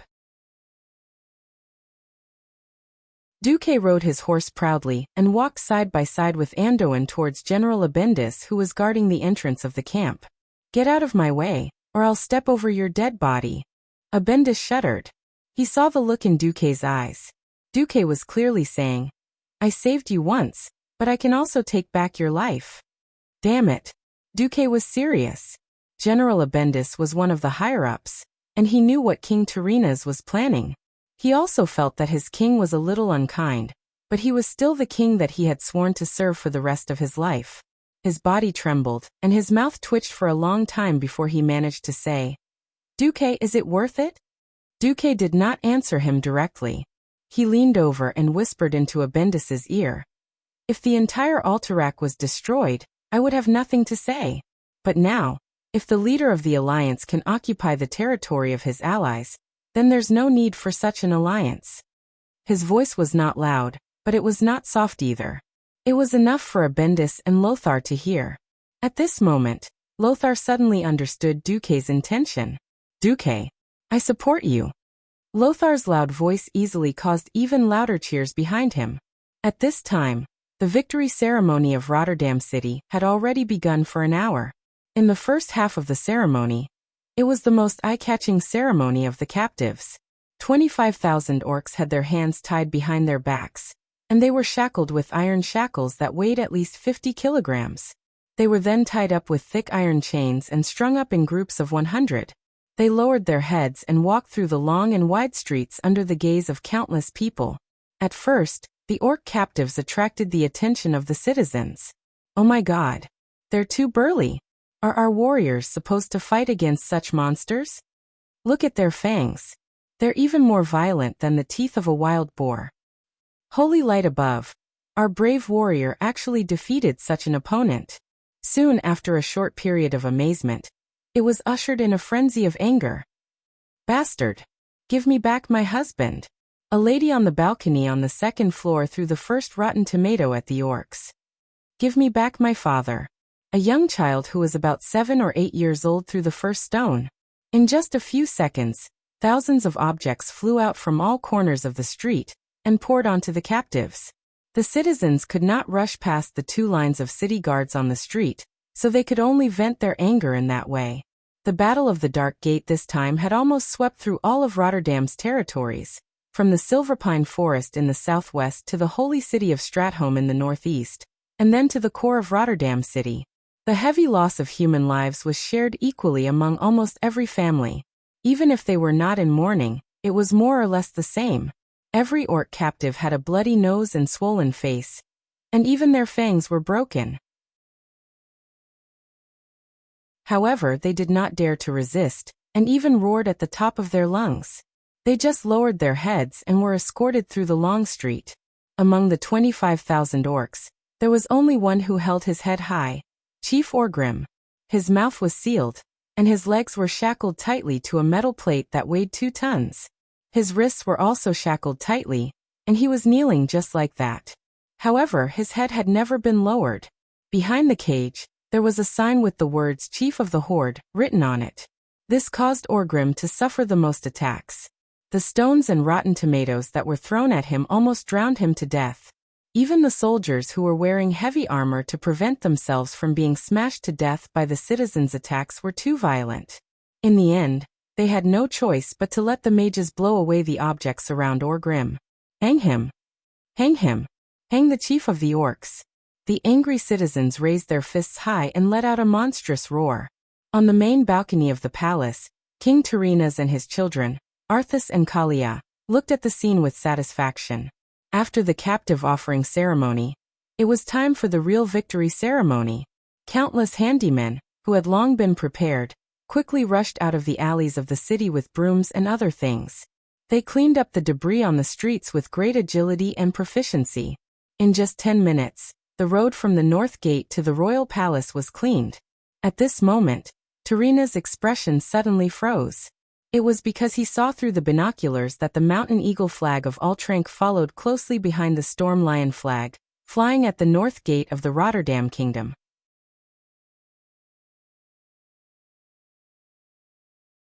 Chapter 593. Tyrrhenas almost spat out a mouthful of blood on the white jade balcony railing. His script was perfect.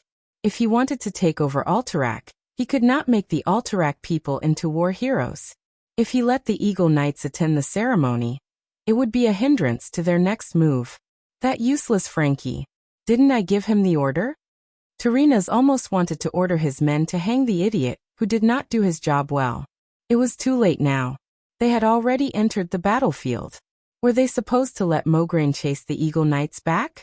But who let them in? What was Abendis doing? Wait. Where did the horses in Stormwind come from? Tyrrhenas trembled slightly. The Stormwind Knights had arrived. As the first kingdom to fight against the orcs, and also the first kingdom to be destroyed by the brutal horde, the Stormwind Knights were the first victorious team to enter the battlefield, which had a special meaning. This was out of the expectations of the people from Lordaeron, and the people from other countries. What they saw was not a knight in shining armor, nor was it a majestic steed with well-groomed hair that was incomparably clean. They saw a large group of warriors who had returned from 100 battles. Even though it had been cleaned, bloodstains could still be seen on the armor. It was full of uneven marks, and there were even cracks caused by heavy weapons. Only a new piece of metal was embedded on it like a patch. Some of the knights' shields had obvious holes. That was the result of the troll throwing their spears. The sword was still sharp when it was pulled out. But upon closer inspection, one could see the unevenness on the blade. Those were the marks of the sword being polished again. The Alterac Eagle Knights were almost the same. What was more special was that many of them carried more than one sword, and many of them were broken. A qualified knight's sword was worth a lot of money. Normal steel swords cost at least 3 digits. So the tradition of knights was that when an older knight thought that an apprentice was qualified enough to be a knight, he would give a knight's sword to the apprentice. This was a legacy, and also a promise from the older generation to the younger generation. A knight was only allowed to have one sword at a time. There was only one circumstance in which a knight was allowed to carry multiple swords. That was when he returned from the battlefield, he could bring back the swords of his elder or comrade who had died in battle. The long sword was the knight's tombstone, and also the knight's epitaph. The blood-stained swords that were even broken into two completely announced the fate and will of their owners to every audience. Countless people from the Rotterdam kingdom gasped. The kind-hearted girls sobbed uncontrollably. They had heard of the betrayal of the Alterac king, and they had publicly insulted the Alterac people countless times. But they had never thought about how much the Alterac knights had sacrificed in order to wash away this shame. Behind them were the Storm Guardians from Riptide Fortress. They carried the shields of their fallen comrades, and those charred shields told of the Red Dragon, who had still belonged to the Horde at that time, and how powerful his attacks had been. The Dalajan raised the broken tower shields and hand crossbows. The Kull, Tiras carried a row of broken scimitars. There were many, many more. The warriors of the Alliance used the truest way to show the cruelty of war and the greatness of the warriors to the people who had stayed behind. There were no loud slogans, and no triumphant expressions. The troops of the various countries advanced in silence. Perhaps an hour ago, the people who had not experienced the cruelty of war did not understand how the seemingly weak humans could defeat the ferocious beast men. Now they all understood. That was what the warriors of the Alliance had exchanged with their blood and lives. They had fought for it with their greatest courage and the firmest will. No one knew who was the first to clap. No one knew who was the first to cheer. On both sides of the silent road, cheers suddenly rose to the sky. Warriors, good job. Thank you for fighting. Without you we would all die. You are the true heroes of the Alliance. I love you, I want to marry you. Whose tears were flying? Whose heart was trembling? Whose throat was it that was roaring? When the applause, cheers, and shouts swept towards the victorious warriors, every warrior of the Alliance could not help but tear up. At this moment, their hardships and the sacrifice of their comrades suddenly felt that it was worth it. Long live the Alliance. Long live the warriors. The sun shone on the warriors' not-so-bright armor. Each armor seemed to be burning with raging flames. An indescribable brilliance rose from the warriors' bodies. Even the radiance of the sun could not cover such a bright light. It was a radiance that came from the soul. It was a radiance that symbolized courage. So much so that everyone could not bear to look away from these warriors. At this moment, the onlookers also gave the warmest cheers to the dwarves and high elves. Suddenly, the Rotterdam army, which was supposed to be the finale, appeared. Very strangely, countless people stopped what they were doing. There was no applause, no cheers, no rain of petals falling from the sky. Even the people of Rotterdam stared at the army of their country in disbelief. After seeing such a realistic, triumphant team that was so close to the war, the white horses that were so gorgeous that they looked like they were participating in a dressage competition, the pieces of brand new armor that were so shiny that they could be reflected in a mirror, and the light and gorgeous rapiers that were hung on the waists of the knights, almost everything was deeply stimulating people's eyes.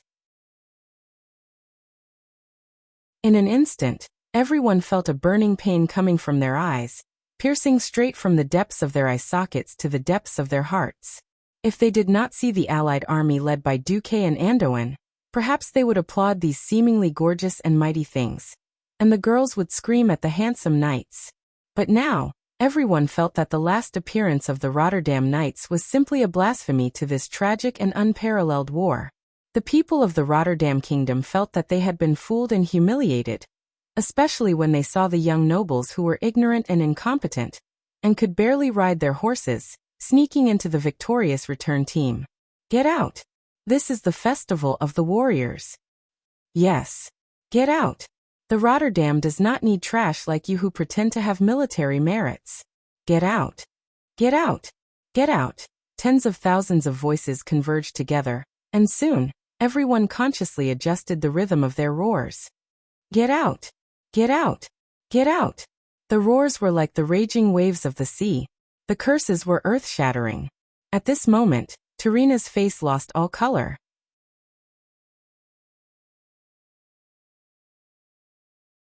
Chapter 594. What kind of hatred and resentment was there for the people of their own country to oppose the army of their own country? For a long time, the nobles of Lordaeron had lived a luxurious life, and had long forgotten the voice of the people. To them, the people were just wheat that would automatically grow every year. They had all kinds of responsibilities and obligations. They had to pay taxes to the nobles, provide labor for the nobles, and provide soldiers when the country was in danger. After more than 2,000 years of peace, the nobles had long forgotten that their ancestor was a warrior conferred by Emperor Saladin. This warrior's name was Lordan, and this warrior's son was called Menethil. Later on, Menethil named the land Thoradin the Great as Lordaeron, and Menethil became the royal family's surname.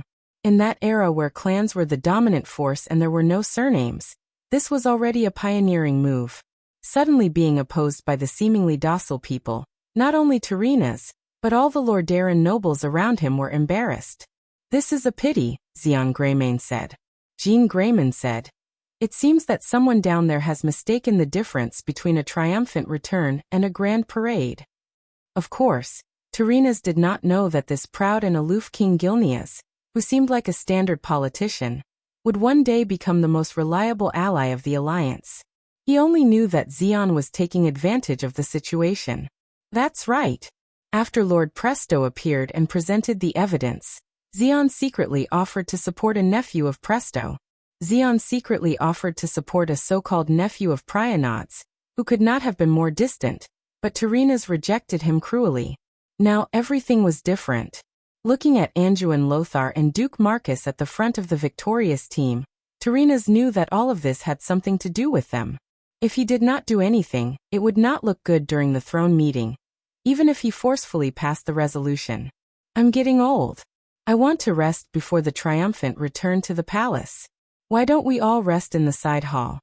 Everyone knew that Terenas could stand from dawn to dusk if the situation was favorable.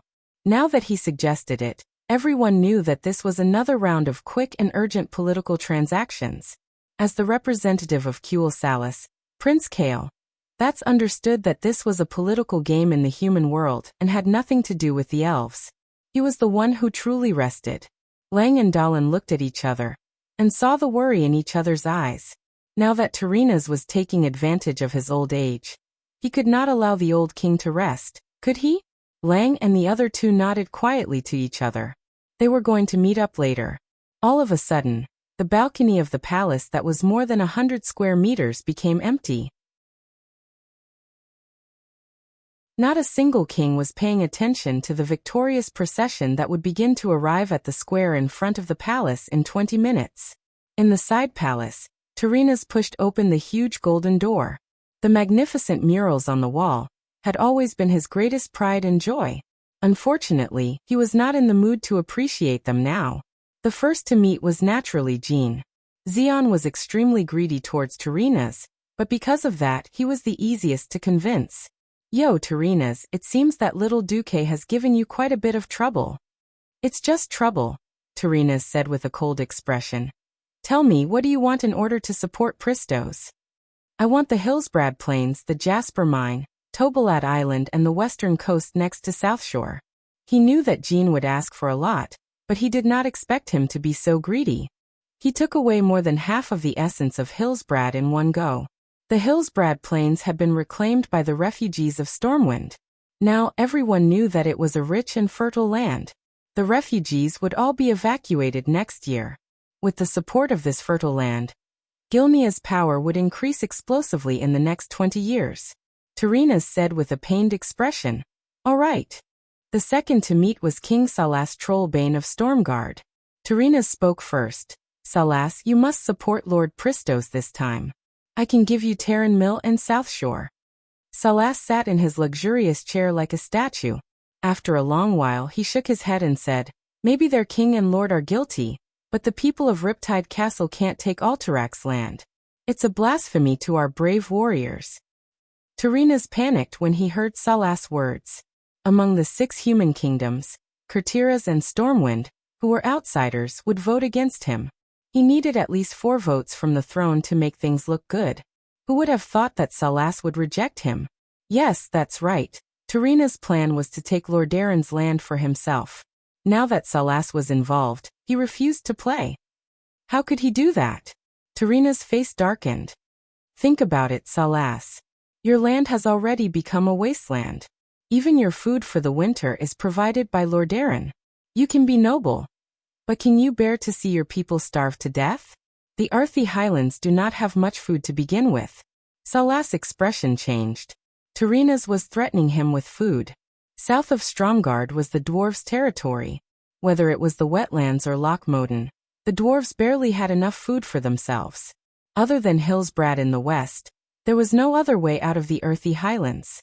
If Alterac, controlled by Lordaeron, blocked the way out, then hundreds of thousands of people would starve to death. To restore Arthi's food production, his advisors told him that it would take at least 3 years. Moreover, he still had to rebuild Riptide Castle, which had been destroyed by the dragon. Salas lowered his head deeply, as if burying his head between his knees. I don't want the territory. Give me at least 500,000 tons of food every year for 5 years. As a noble knight, he hated political deals like this. As a king who was responsible for the future of millions of his people, He had no choice but to compromise with Tyrrhena's. Tyrrhena's left. He was not satisfied, but at least he had achieved his goal. At the third meeting, Tyrrhena's met the hardest nail, Antonidas, who he thought would be easier to convince. Tyrrhena's, I'm not against you. But the Dalagan rejected the Lord of Prister. Why? Tyrrhena's furrowed his brows. Because the Kirin Tor Assembly has secretly used all of their magic detection abilities, but still could not see through this mysterious Lord of Prister. He is either a Breaking Dawn mage on par with me, or he has a mysterious magical item that is comparable to a demigod gear. We will never support a mysterious person of unknown origin to be the king of Alterac.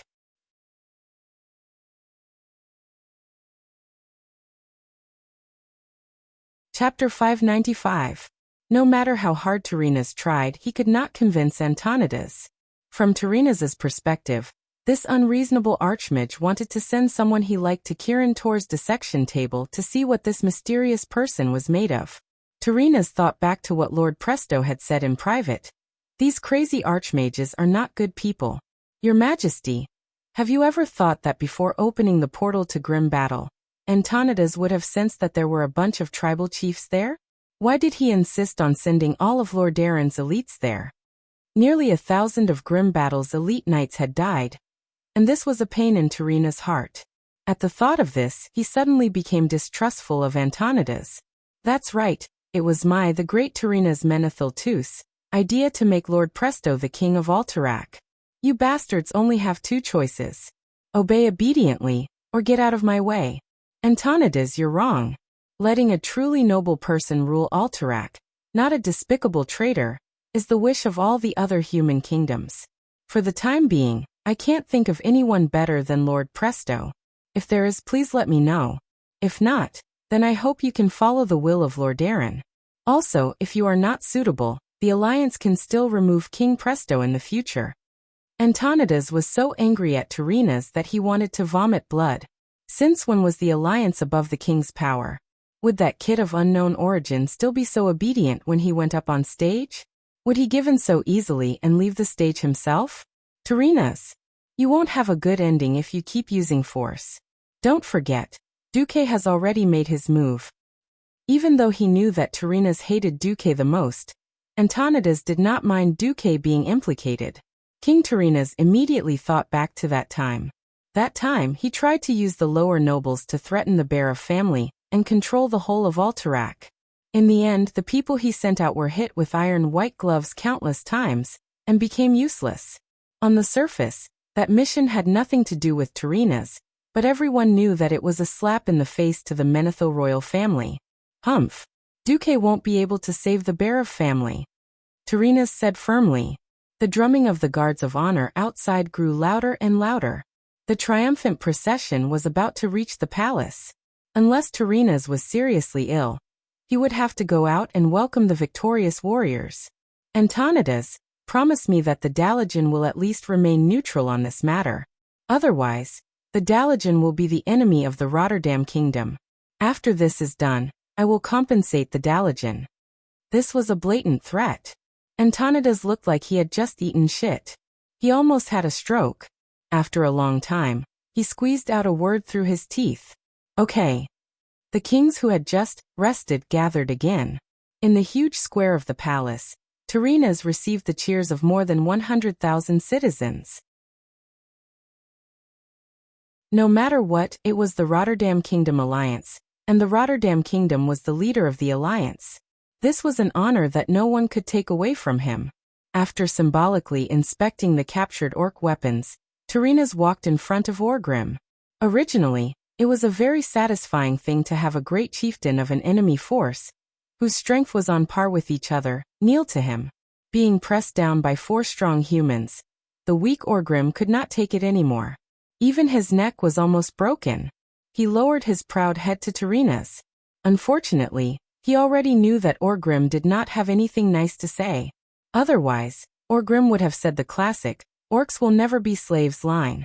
Tyrrhena's was not interested in Orgrim's submission. To him, the orcs were a bunch of poor people. Not only did they cause trouble, but they also had nothing to gain from it. Other than being used as miners and gladiators, They had no value at all. So he pretended to accept the cheers of the 100,000 people and ended the victory ceremony hastily. After entering the palace, just as the kings were about to sit down in the throne room, their true intentions were revealed. Wait, Xian suddenly said. Not everyone has the right to enter here. Those who have the right to enter the throne room are either the kings and representatives of the various countries, or the heroes of the alliance. But now there is a traitor here. King Gilnas's declaration shocked the dwarves and elves. Traitor? As Xian pointed, everyone's eyes immediately fell on Duke Barov, who was about to walk towards Alterac. Not only Duke Barov, but even General Haas, who was behind the Duke, suddenly turned pale. Duke Barov was attending the throne room as Alterac's representative. To accuse a country's representative in a meeting like this, how much hatred was there? Without sufficient evidence, this was definitely a huge matter that could push an entire country to its death. What evidence do you have? Duke Barov was trembling as he pointed at King Xian. Evidence? Of course I have it.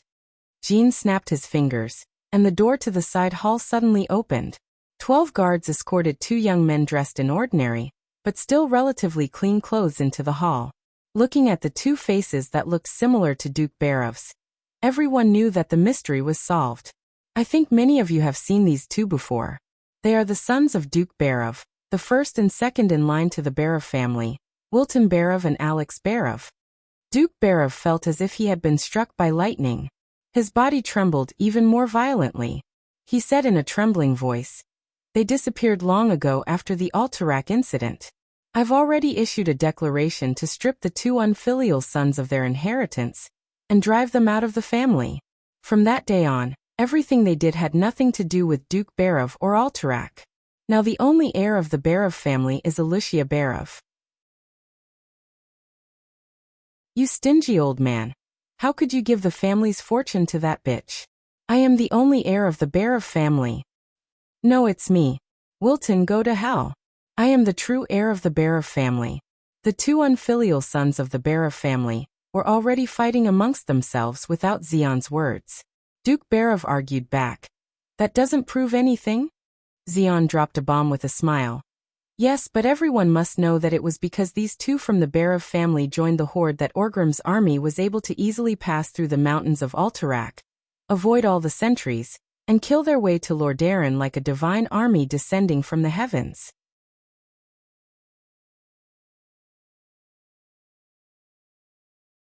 Chapter 596. Boxes were carried out by the Rotterdam guards. Xian waved his hand. "This is the map of the Alliance's military deployment around the Alterac Mountains. There's also their pledge of loyalty to Orgrim.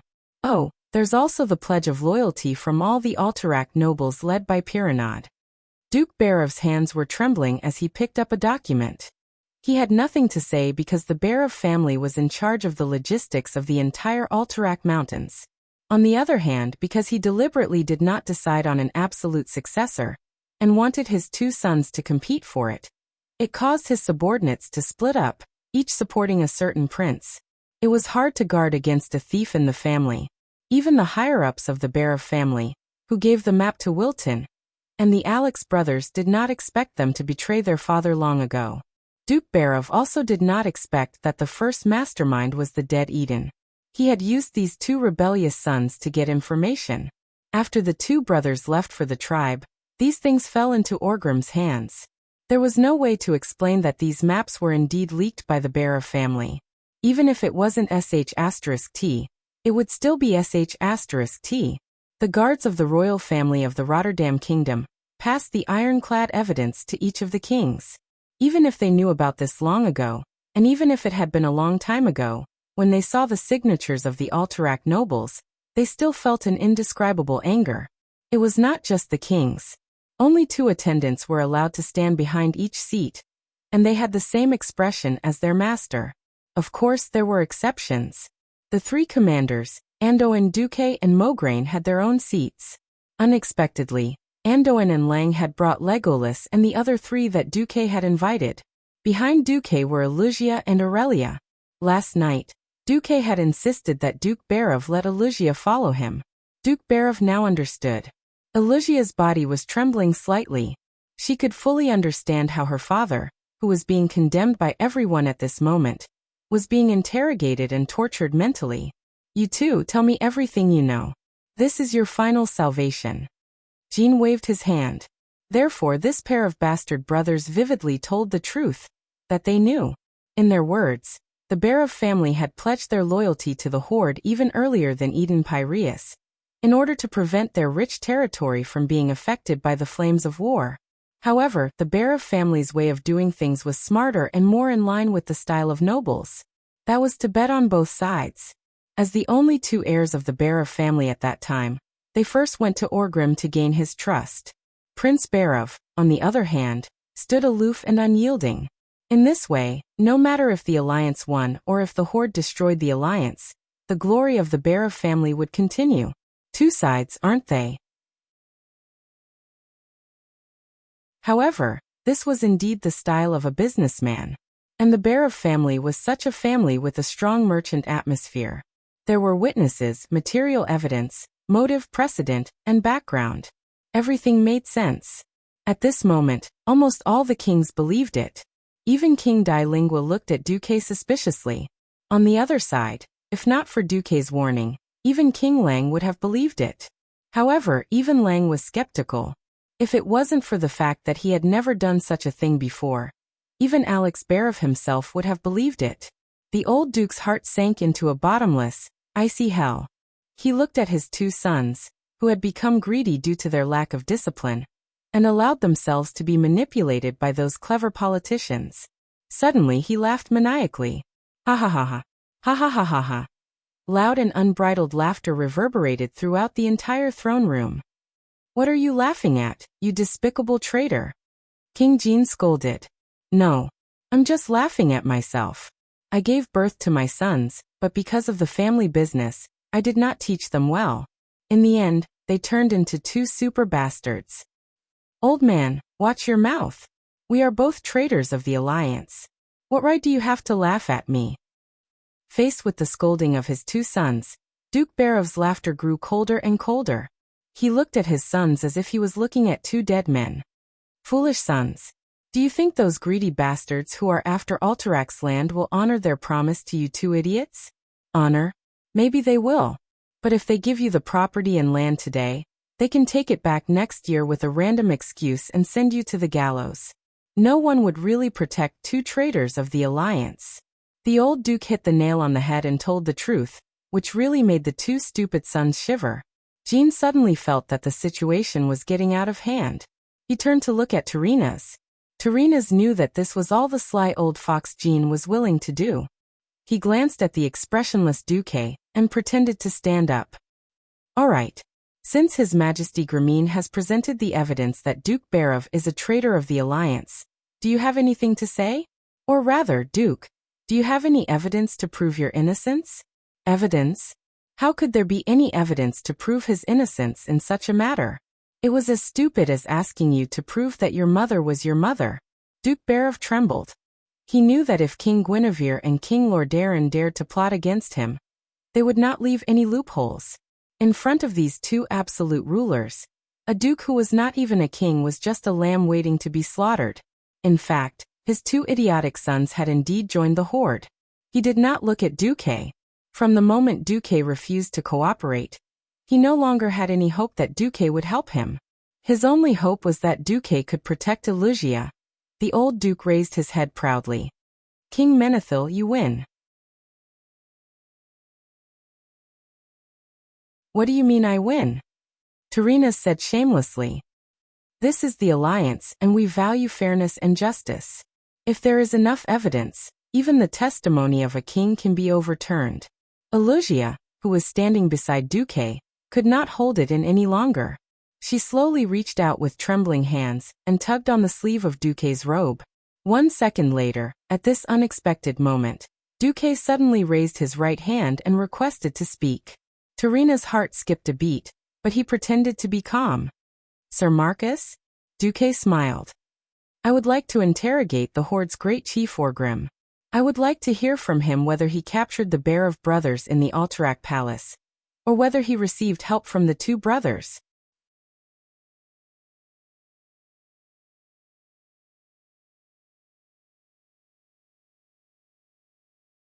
Chapter 597. Anduin would never forget how his treasured sword, Quell Zarum, was broken. That's right, his sword could not harm a person of noble character. If he was not 100% sure before, then everything that happened after he brought the shard back to the Archbishop of Holy Light, Alonsis Fail, and placed it in the holy pool in Stratholme confirmed his suspicions. This was because the shattered divine sword was actually being reforged by itself.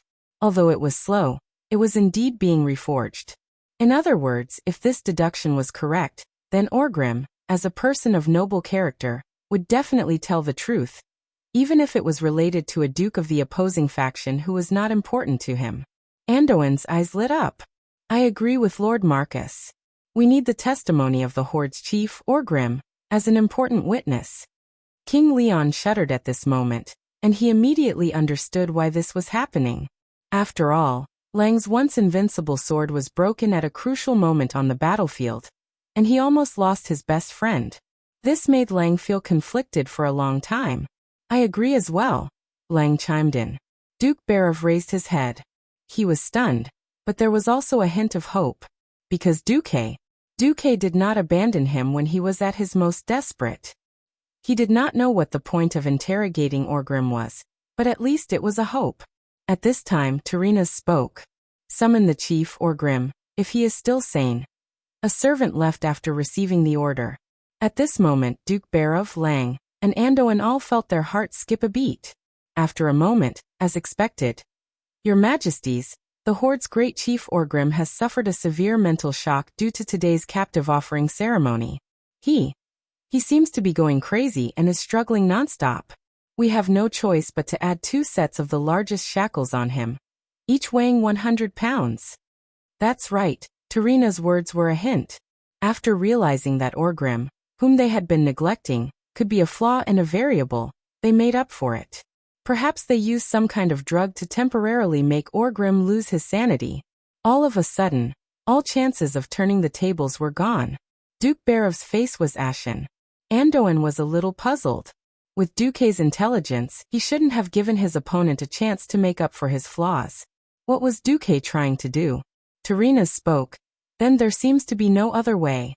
We can only follow Orgrim's confession. Do you have any other requests or new evidence? If not, then we will hold a throne vote to decide whether or not to label the Alex Barov family as traitors of the Alliance. The air was filled with silence. Tyrrhenas ignored the doubtful and disapproving looks, as well as the sobbing of Elysia. Then let's begin the voting. The throne voting was the highest form of voting in the Alliance. At first, in order to prevent the commanders from coming from the same country, the commanders themselves did not have the right to vote. Each country would have 1 vote, and the leader of the Rotterdam Kingdom would have 2 votes. The countries involved had no right to vote. They could vote for, against, or abstain from voting. The motion would be decided by the result with the most votes. If the number of votes for and against is the same, the Alliance country will be the final decision. Kings who think that the Barov family is a traitor, please raise your hand. Jean was the first to raise his hand, followed by Salas and Antonidas, and finally Tyrrhenas. Now, according to the Alliance leader's double vote, there were 5 votes. But that was it. Tyrrhenas suddenly felt a little uneasy. He pretended to be calm and said, "All right, those who object, please raise your hand. Those who abstain from voting, you can remain silent." Lang was the first to speak. This time, the voting rights of Stormwind will be given to Duke Marcus. Almost as soon as Lang finished speaking, Duque spoke. His voice was loud and full of authority. Stormwind objects. King Dalen frowned. As one of the staunchest allies of Stormwind, he immediately followed. Courtiras objects. A situation that Tyrrhenas had never expected had happened. He had thought that the dwarves would take an indifferent attitude. He even knew that Lang did not communicate with the dwarves about this. Unexpectedly, when Magni saw that it was Duque who objected, he slammed the armrest of the throne. Cosmodin objects. Along with Magni's loud voice, Cudrin Wildhammer said, Eagle's Nest Mountain objects. Who was Magni Bronzebeard? He was the leader of the dwarves, the Ironforge Bronzebeard dwarf. He was on the same side as the gnomes. Magni objected, and Master Craftsman Jurban immediately followed. No Morrigan objects. At this moment, Terena's face turned green. He finally saw it. These bastards did not look at the evidence or reason. They simply objected because Duque objected. Rather than believing in objective things, they believed in Duke's judgment, who had truly helped them. In this suspicious matter, they clearly stood on Duque's side. Alright, now it was 5 against 5. In theory, if this was the final result, Terenas could still use his power as the leader of the alliance to pass this motion. The problem was, there was still one country that had the right to vote. Suddenly, all eyes fell on the face of Prince Kale, that's of Kuel Salas, who represented the Sun King in the victory ceremony. The handsome Kaiser's face was burning hot. He never thought that he would be involved in the battle between the leader of the alliance, Terenas, and Duque. Before this, there was no news of this at all. No country's representative came to him. This was definitely a political disgrace for Kuel Salas, because it meant that the High Elves were being marginalized in the political arena.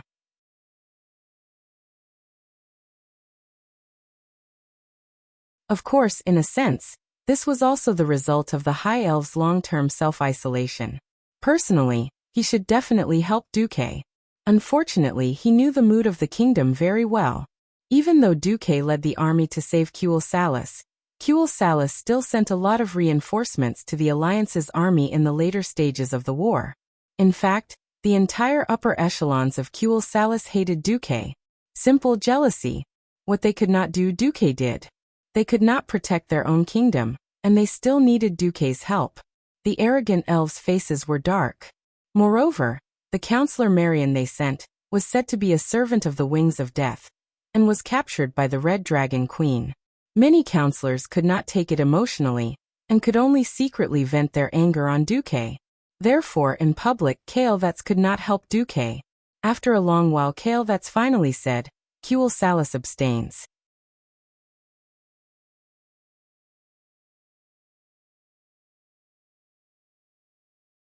Chapter 598. Kael'Thas was in a miserable situation. He never thought that things would turn out this way. Right now he was stuck in the middle, with no one on either side. After Kuel Salas was invaded, Kael'Thas had a clear understanding that the era of isolationism was over. He didn't know what would happen in the future, but it was right to have a good relationship with Rotterdam. On the other hand, it was also irrational to offend Duque, the smartest person in the entire alliance. Not only did he feel like his long-term emotional investment had gone to waste, but he also had an ominous premonition that came from fate. This made Kael'Thas very uncomfortable. If he didn't want to play it safe, and wanted to see the situation clearly before making a decision, this wouldn't have happened.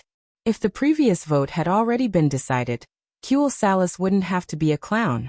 He never thought that after Lang handed over the voting rights to Duque, the 5 heads of state actually completed 5 votes in 3 seconds, and all of them were against. This pushed Kuel Salas to the top of the wave. After shouting out the word abstain with all his courage, Kael'Thas mouthed in sorry to Duque. He didn't know how much of Duque's impression of him would be restored by doing this, but if he didn't do anything, he would never forgive himself. It's okay. Duque didn't mouth it, but said it out softly.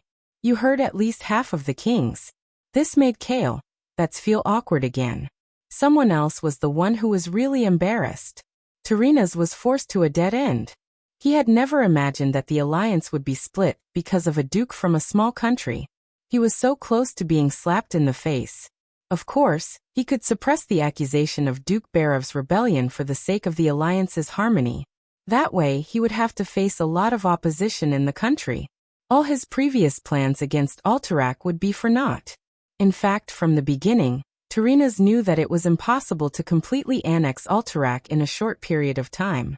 So from the beginning he used a more indirect method, such as handing it over to someone who was trustworthy, talented, and seemed to be interested in peace and unity. Unfortunately, it seemed that even the first step of clearing the obstacles for Lord Prestel's ascension to the throne was met with great resistance.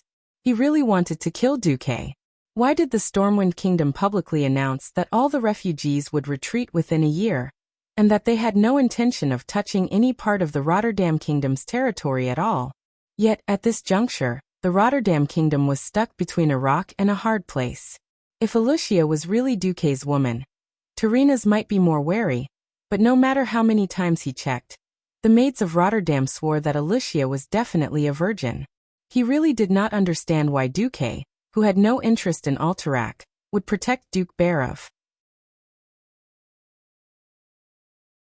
Terina's Menethil gripped the king's scepter tightly in his hand, the muscles in his face trembling, and he took 3 deep breaths. He still made a decision. According to the iron law of the Alliance, I hereby, as the leader of the Rotterdam Alliance, declare that although there is no concrete evidence to prove that Duke Barov was involved in the rebellion against the Alliance, the Barov family of Alterac is guilty. Yes, he was still guilty.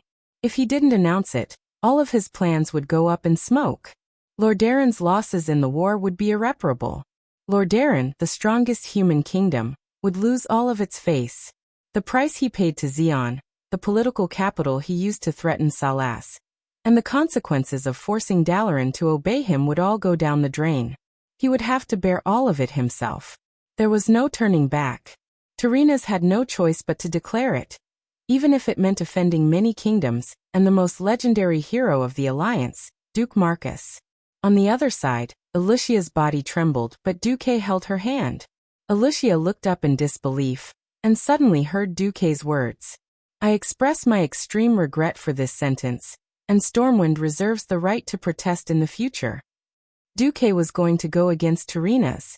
According to the Alliance, the punishment for traitors will be decided by the leader. Terina's decided to ignore Duque's words, but in his heart he was already a little afraid. Originally, he was going to sentence Duke Barov to death, because Duke Barov's influence in Alterac was just too shocking. If he did not clear the obstacles, he did not know if Lord Presto would be able to fully control Alterac. His biggest mistake was to misjudge Duque's influence in the Alliance. Terina stared at Duque, and saw the threat in Duque's eyes. His heart skipped a beat, but he gritted his teeth and changed his words. In the name of the leader of the Rotterdam Alliance, I announce that in view of the Barov family's full support to the Alliance, their crimes will be reduced. Duke Barov will be stripped of his title and demoted to a commoner, and all of the Barov family's land will be taken away. Their land will be controlled by the future king of Alterac. Alex Barov and his family will be allowed to leave with all their belongings, but will be banned from entering Alterac for the rest of their lives. This is the final sentence. Almost as soon as he finished speaking, Duke Barov seemed to have aged several decades in an instant. From a man in his twilight years, he became an old man with 1 foot in the grave. At this time, Duque's voice rang out again. What a regrettable sentence. All right, I will also take this opportunity to announce that Countess Alucia Barov of Stormwind will be granted the Redridge Mountain, Lake of Tranquility, and Lakeside Town. A slap in the face. A direct slap in the face.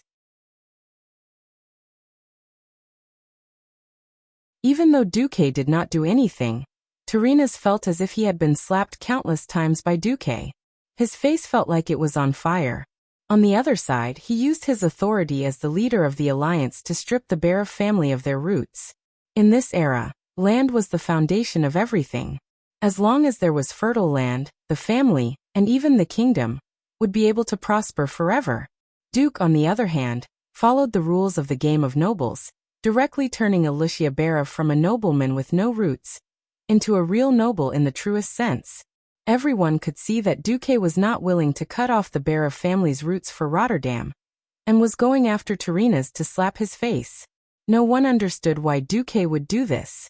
But at this moment, Alucia, who was standing diagonally behind Duque, had tears streaming down her face.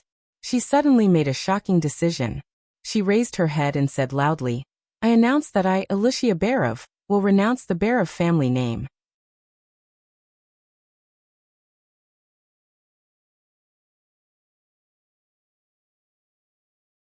Chapter 599.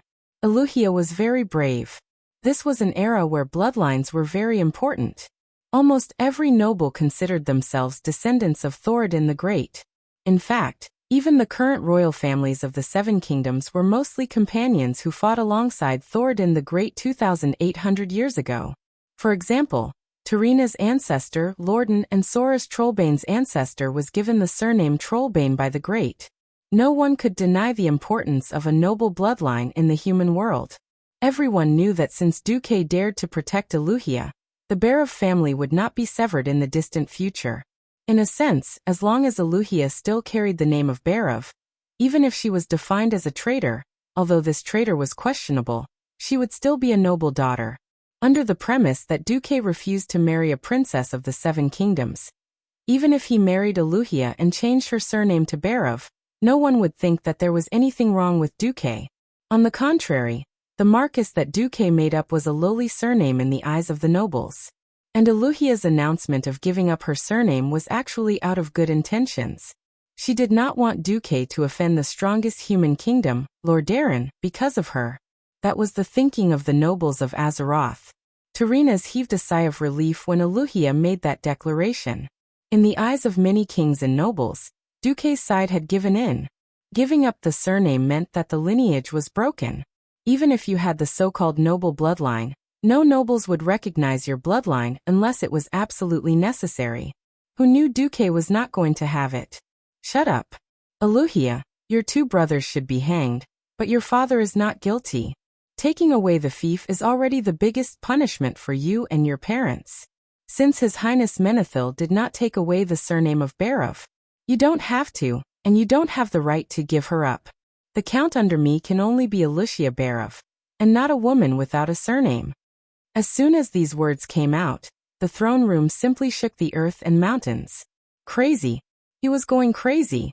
Duque was going to fight Tarina's to the death. What kind of enmity did they have with each other? Generally speaking, there was no enmity of killing one's father or stealing one's wife, nor was there any feud between the two countries. It was impossible for there to be such opposing emotions. What was Duque doing? If it was in private, Tarina's would have exploded like a volcano. But this was a throne conference. You are condemning Prince Barov, he is conferring a daughter, and in theory it is not the same thing at all. Tarina's trembled violently, as if he had been electrocuted by Yang Shosho. Duque wasn't just slapping him in the face, he was slapping him in the face, peeling off his skin, spitting on him, peeing on him, and finally playing disco dancing on his ancestral grave.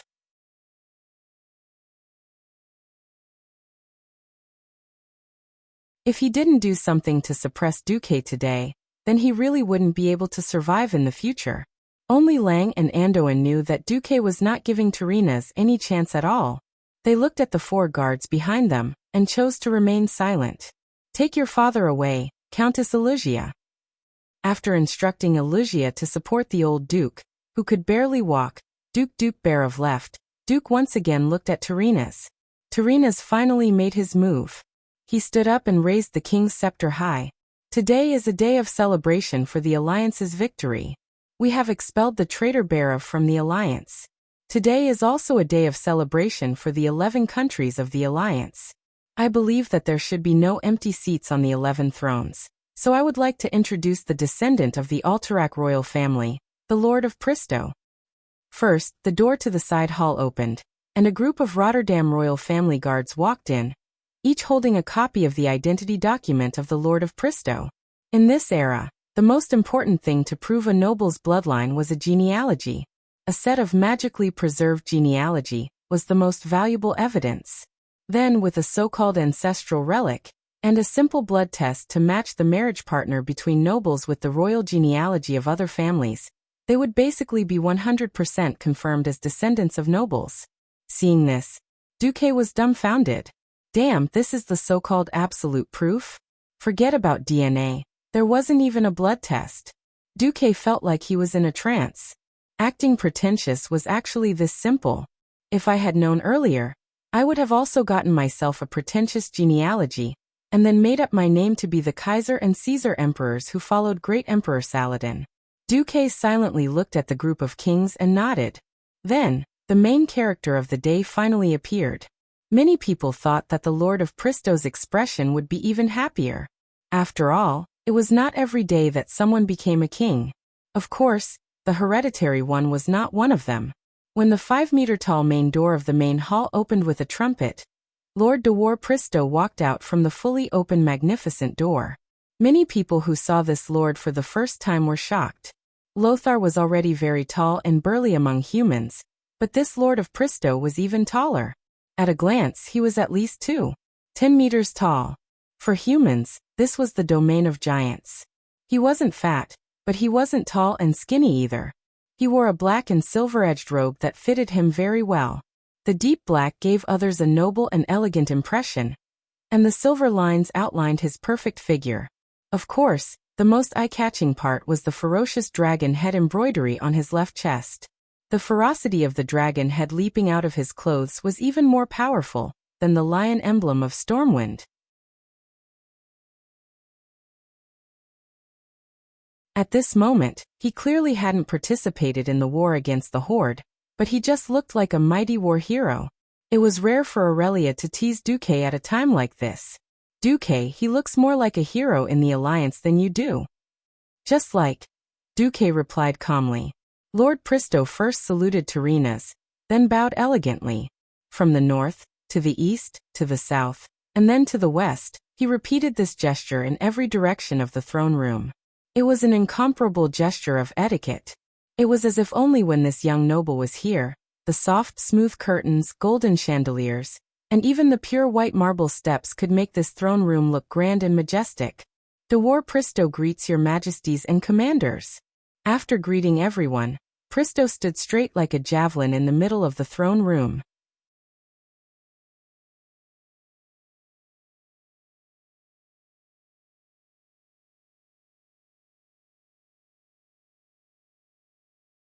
Chapter 600. The kings had mixed feelings about this. Even though they knew that this was the only candidate that Tyrrhena's had chosen to inherit the Alterac kingdom, many of the kings already had an instinctive resistance when they heard about this, and they had a bad preconceived impression of him. However, when Pristo stood up, everyone had a feeling that this man was someone who could be trusted by everyone under any circumstances, and was also someone who deserved to be trusted and respected. Amidst the slightly confused atmosphere, a few gasps of admiration rang out at the same time. If only Arthas had him like this. If only Tanreed could be like him. William still has room to improve. If it was Tyrrhena's, they could say that he was biased. However, the praises came from Dalen and Lang, two kings who had different political views from Tyrrhena's. One had to admit that this lord was very charismatic. On the other side, Antonidas secretly injected arcane power into the blood vessels in his eyeballs. This was a very risky thing to do. If the arcane power went out of control, he would be blinded on the spot. The uneasiness in his heart made him do this. Damn it. Even this didn't work. In the vision created by the arcane power, the figure standing in the middle of the hall was like a giant black hole, sucking in all light and heat. It was as if even the eyes that were filled with magic were going to be sucked into it. No, it wasn't just as if. The power that came from the mysterious domain was using an unparalleled suction force to suck Dalaran's eyeballs out of his eye sockets. Antonidas could only feel his consciousness starting to collapse. Slap. With the last of his consciousness, Antonidas slapped his old face. The crisp sound attracted the attention of all the kings and representatives. Oh, sorry, there's a mosquito. Antonidas hurriedly lowered his head. He still felt that the mysterious lord was up to no good, but he had no evidence at all. Should he tell the kings in front of everyone? Lord Pristo has a divine artifact on him, and he stopped me from looking at him? Can you ask him to take that divine artifact down so that I can use my arcane power to look at his body? If he dared to do this, he must be crazy. Who was Davar Pristo? He was the only one with the bloodline of the Alterac royal family, and was destined to inherit the Alterac kingdom. As long as he went through the motions, he would be able to sit on the empty throne, and be on equal footing with the other 9 kings and representatives. Antonidas decided to remain silent. Tyrrhena's cleared his throat and said, Lord Pristo, this is no longer the time when the countries are isolated from each other. The invasion of the Horde was cruel and terrifying, but it also brought about a great unity among the 4 races that had not been seen in the past 3,000 years.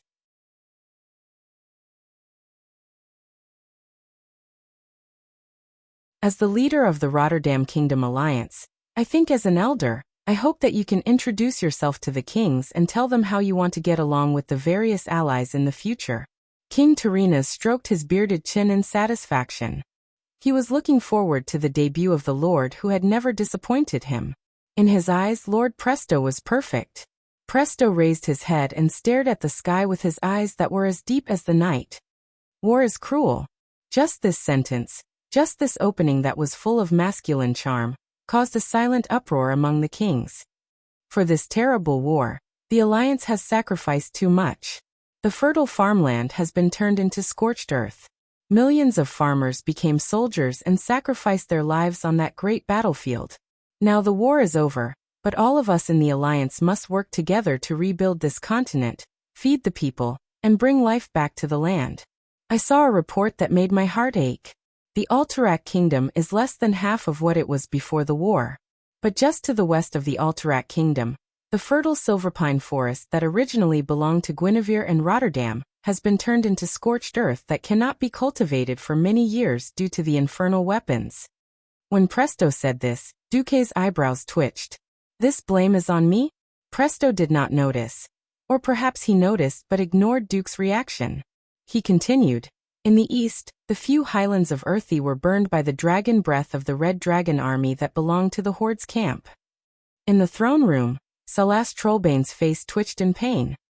It doesn't take much imagination to predict that if we don't change everything, hundreds of thousands of people will die of famine next year. What a sad thing it is. Lord Presto's passionate voice quickly infected all the kings. Even the kings who were already aware of this felt the same way. If I become the king of Alterac, to make up for the mistakes Alterac made in the war, and to make up for the relationship with the surrounding countries, I will only choose to keep the farmland around Stambrad, because this small amount of farmland is enough to feed 60,000 Alterac citizens. Briar and Caerdaran were loaned to Rotterdam, Hillsbrad Plains were loaned to Gilness, Rotterdam Mill Plains were loaned to Dalaran, and Terran Mill and South Shore Town were loaned to Stormguard. Each place will be rented unconditionally for 20 years. As soon as he said this, the kings were shocked. This was so generous. Although these lands originally belonged to the Barov family, and although he was also the king that Tyrrhenus supported, he was really willing to give them away?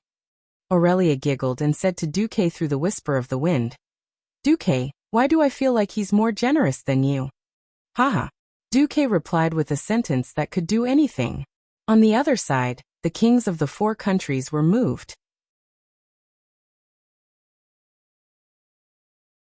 Some of them were part of the deal, but some were added by Lord Presto himself. Tyrrhenus didn't want Briar and Caerdaran at this time to avoid looking too unsightly.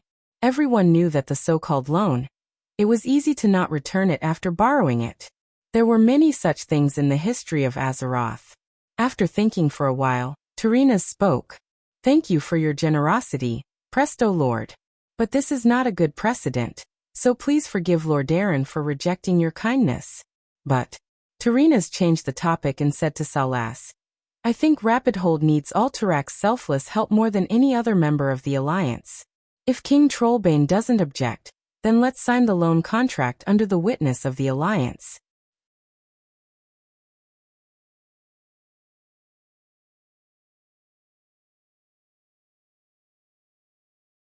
Chapter 601.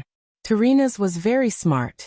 He let Trollbane, who was originally just a passerby, take the blame. Did Salas have a choice? He immediately understood what Tyrrhenus was trying to do. Isn't Riptide Stronghold in need of food? Then start with this first. Otherwise, if they don't want it, don't expect to have food next year. What else could he say? Salas could only nod bitterly. Then I thank you on behalf of the people of Stromgard. But it won't take as long as 20 years. At this time, Salas suddenly met Xeon's reproachful gaze. He had to change his words. All right, then Stromgard will accept it. As long as Alterac asks, we will return the land next year. Now it was obvious that they were saying, do you dare to take the land if they are willing to give it to you? With Salas as the first target, would the other kingdoms be far behind? Dalen, Magni, Kudrin, Kale, these kings and representatives who had no need for Alterac's land all frowned. On the surface, everything seemed to be going according to the rules. Anyone with a discerning eye would immediately realize that this was actually 3 rogue kingdoms, pulling a kingdom that had no choice but to submit. In the name of justice and cooperation, this was the cruelest way to divide up a weak kingdom like Alterac. Almost every king and representative who did not participate could not help but ask themselves, is this the kind of alliance our kingdom wants? At this time, Lord Presto suddenly bowed deeply. I am impressed by the greatness of Lord Aaron. But Your Majesty, you may not think for yourself, but I hope you can think for the people of Silverpine Forest who have lost their land. How about this? Your Majesty's beloved daughter, Princess Kalia, is the most beautiful person in the world. If I ascend the throne, please allow me to propose to Princess Kalia with Briar and Kale Darren as betrothal gifts. A single stone caused 1,000 ripples. The other kingdoms who were still a little suspicious finally saw Terena's moves. First, he used real or fake evidence to get rid of Duke Barov, the most powerful person in Alterac. Then he supported a real puppet to take over. Finally, he used a royal marriage to solidify their friendship and alliance. Of course, 10 or 20 years later, if this King Presto accidentally died, then the little prince with Menethil's royal blood would become king. What was annexation? This was annexation. Humph! Dylin and Magni snorted coldly. Kudrin and Gerben didn't know that much, but when they saw Magni's cold snort, they also followed suit. It sounded like a humming duet. Terena's was embarrassed to be sneered at by the 4 kings. However, Brill and Caer Darren were 2 super fertile lands. The show could only go on. Terena's pretended not to hear, and put on the face of a kind elder. If Kalia doesn't object. I'm sorry, I'm a father before I'm a king. I need my daughter's approval. Of course. Presto bowed deeply again.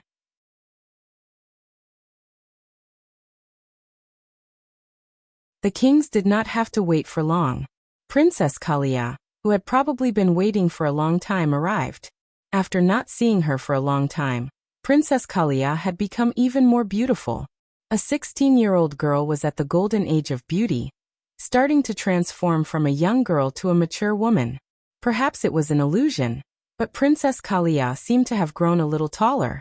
She looked even taller, and she easily wore this pure white lace dress that looked like a wedding dress. She had a head of brilliant golden hair, which looked dreamy under the light muslin draped over her head. Her jade-white skin was nurtured by the water of Lake Lordamir. Only this white veil made from moon cloth could compare to her skin. This was a compliment, and it was also a fact. In this era of handicrafts, unless one could get their hands on the legendary Devil's Cloth, the moon cloth that was purified by the Night Elves' moonwell water would have the whiteness and smoothness of white snowflakes. Princess Kalia's skin had reached this stage, and her beauty had risen to the level of a work of art. The jade-like face under the white veil seemed to have matured a little, but the aura of a young girl still dominated. Looking down, the pair of breasts that were not small to begin with seemed to have grown a little. Although this size was slightly smaller than Aurelia's, who could say for sure that Princess Kalia would not have the legendary second puberty? Looking down, it was clear that her waspy waist had gone through the torture of the waist corset. From a distance, it already looked like a matchstick. Under her slender waist was a gorgeous pleated gauze dress that looked like a blooming white peony. Princess Kalia looked like a beautiful bride today. While the kings were marveling at Princess Kalia's beauty, they were all secretly cursing Terena's tricks. On the other side, Lord Presto had already walked forward, knelt on one knee, and took out a gift from his space storage bag. This world's most beautiful rose, for the world's most beautiful you. Ah! Countless kings exclaimed. It was a very beautiful rose made of ice crystals. They had no idea how this ice rose, which looked cold from afar, was made. Under everyone's gaze, the rose reflected the most psychedelic and moving rainbow colors under the sunlight that shone through the huge glass window. Beautiful beyond compare. Mesmerizing and dazzling. No girl who was in love for the first time would not like this kind of special gift that was so dazzling and beautiful that it could not be described with words. Unless this girl had seen better with her own eyes. Ah! Princess Kalia looked very apologetic and then she yawned. Yes, a yawn. A yawn that symbolized boredom and contempt. A yawn that made Lord de War Presto confused, and made King Terenas suddenly feel that something was wrong. King Tarinas suddenly understood why. Kalia was a good and obedient child. She knew her fate from a young age, and would never dare to resist his will. But the other's gift was not good enough, and he could not force Kalia to force herself to admit that this was the best gift in the world, right? Damn it! At this moment, Tarinas felt like killing someone. I'm sorry, Lord Presto. Although I would like to say that your rose is the most beautiful in the world, I cannot lie as a believer of the holy light. As she said this, Kalia took out what looked like an ice rose from her space storage bag. Under the dazzling sunlight, every single ice rose petal was clearly visible. Layer upon layer, they formed a blooming rose. Not only that, but there was a faint flame flowing between the cold petals and petals, flickering. Just this dreamlike appearance alone caused the kings to exclaim in surprise. Presto was stunned. Tarinas was stunned. Many kings who had not seen this before were stunned. You're tuning in to the Limei's Wuxia Whispers YouTube channel. We're so grateful for your support, and don't forget to subscribe to join us on this incredible journey through captivating stories. Your generosity through donations truly makes a world of difference, as it's the primary source of revenue that allows me to expand and enhance this channel for you. Thank you from the bottom of my heart for being a part of this adventure.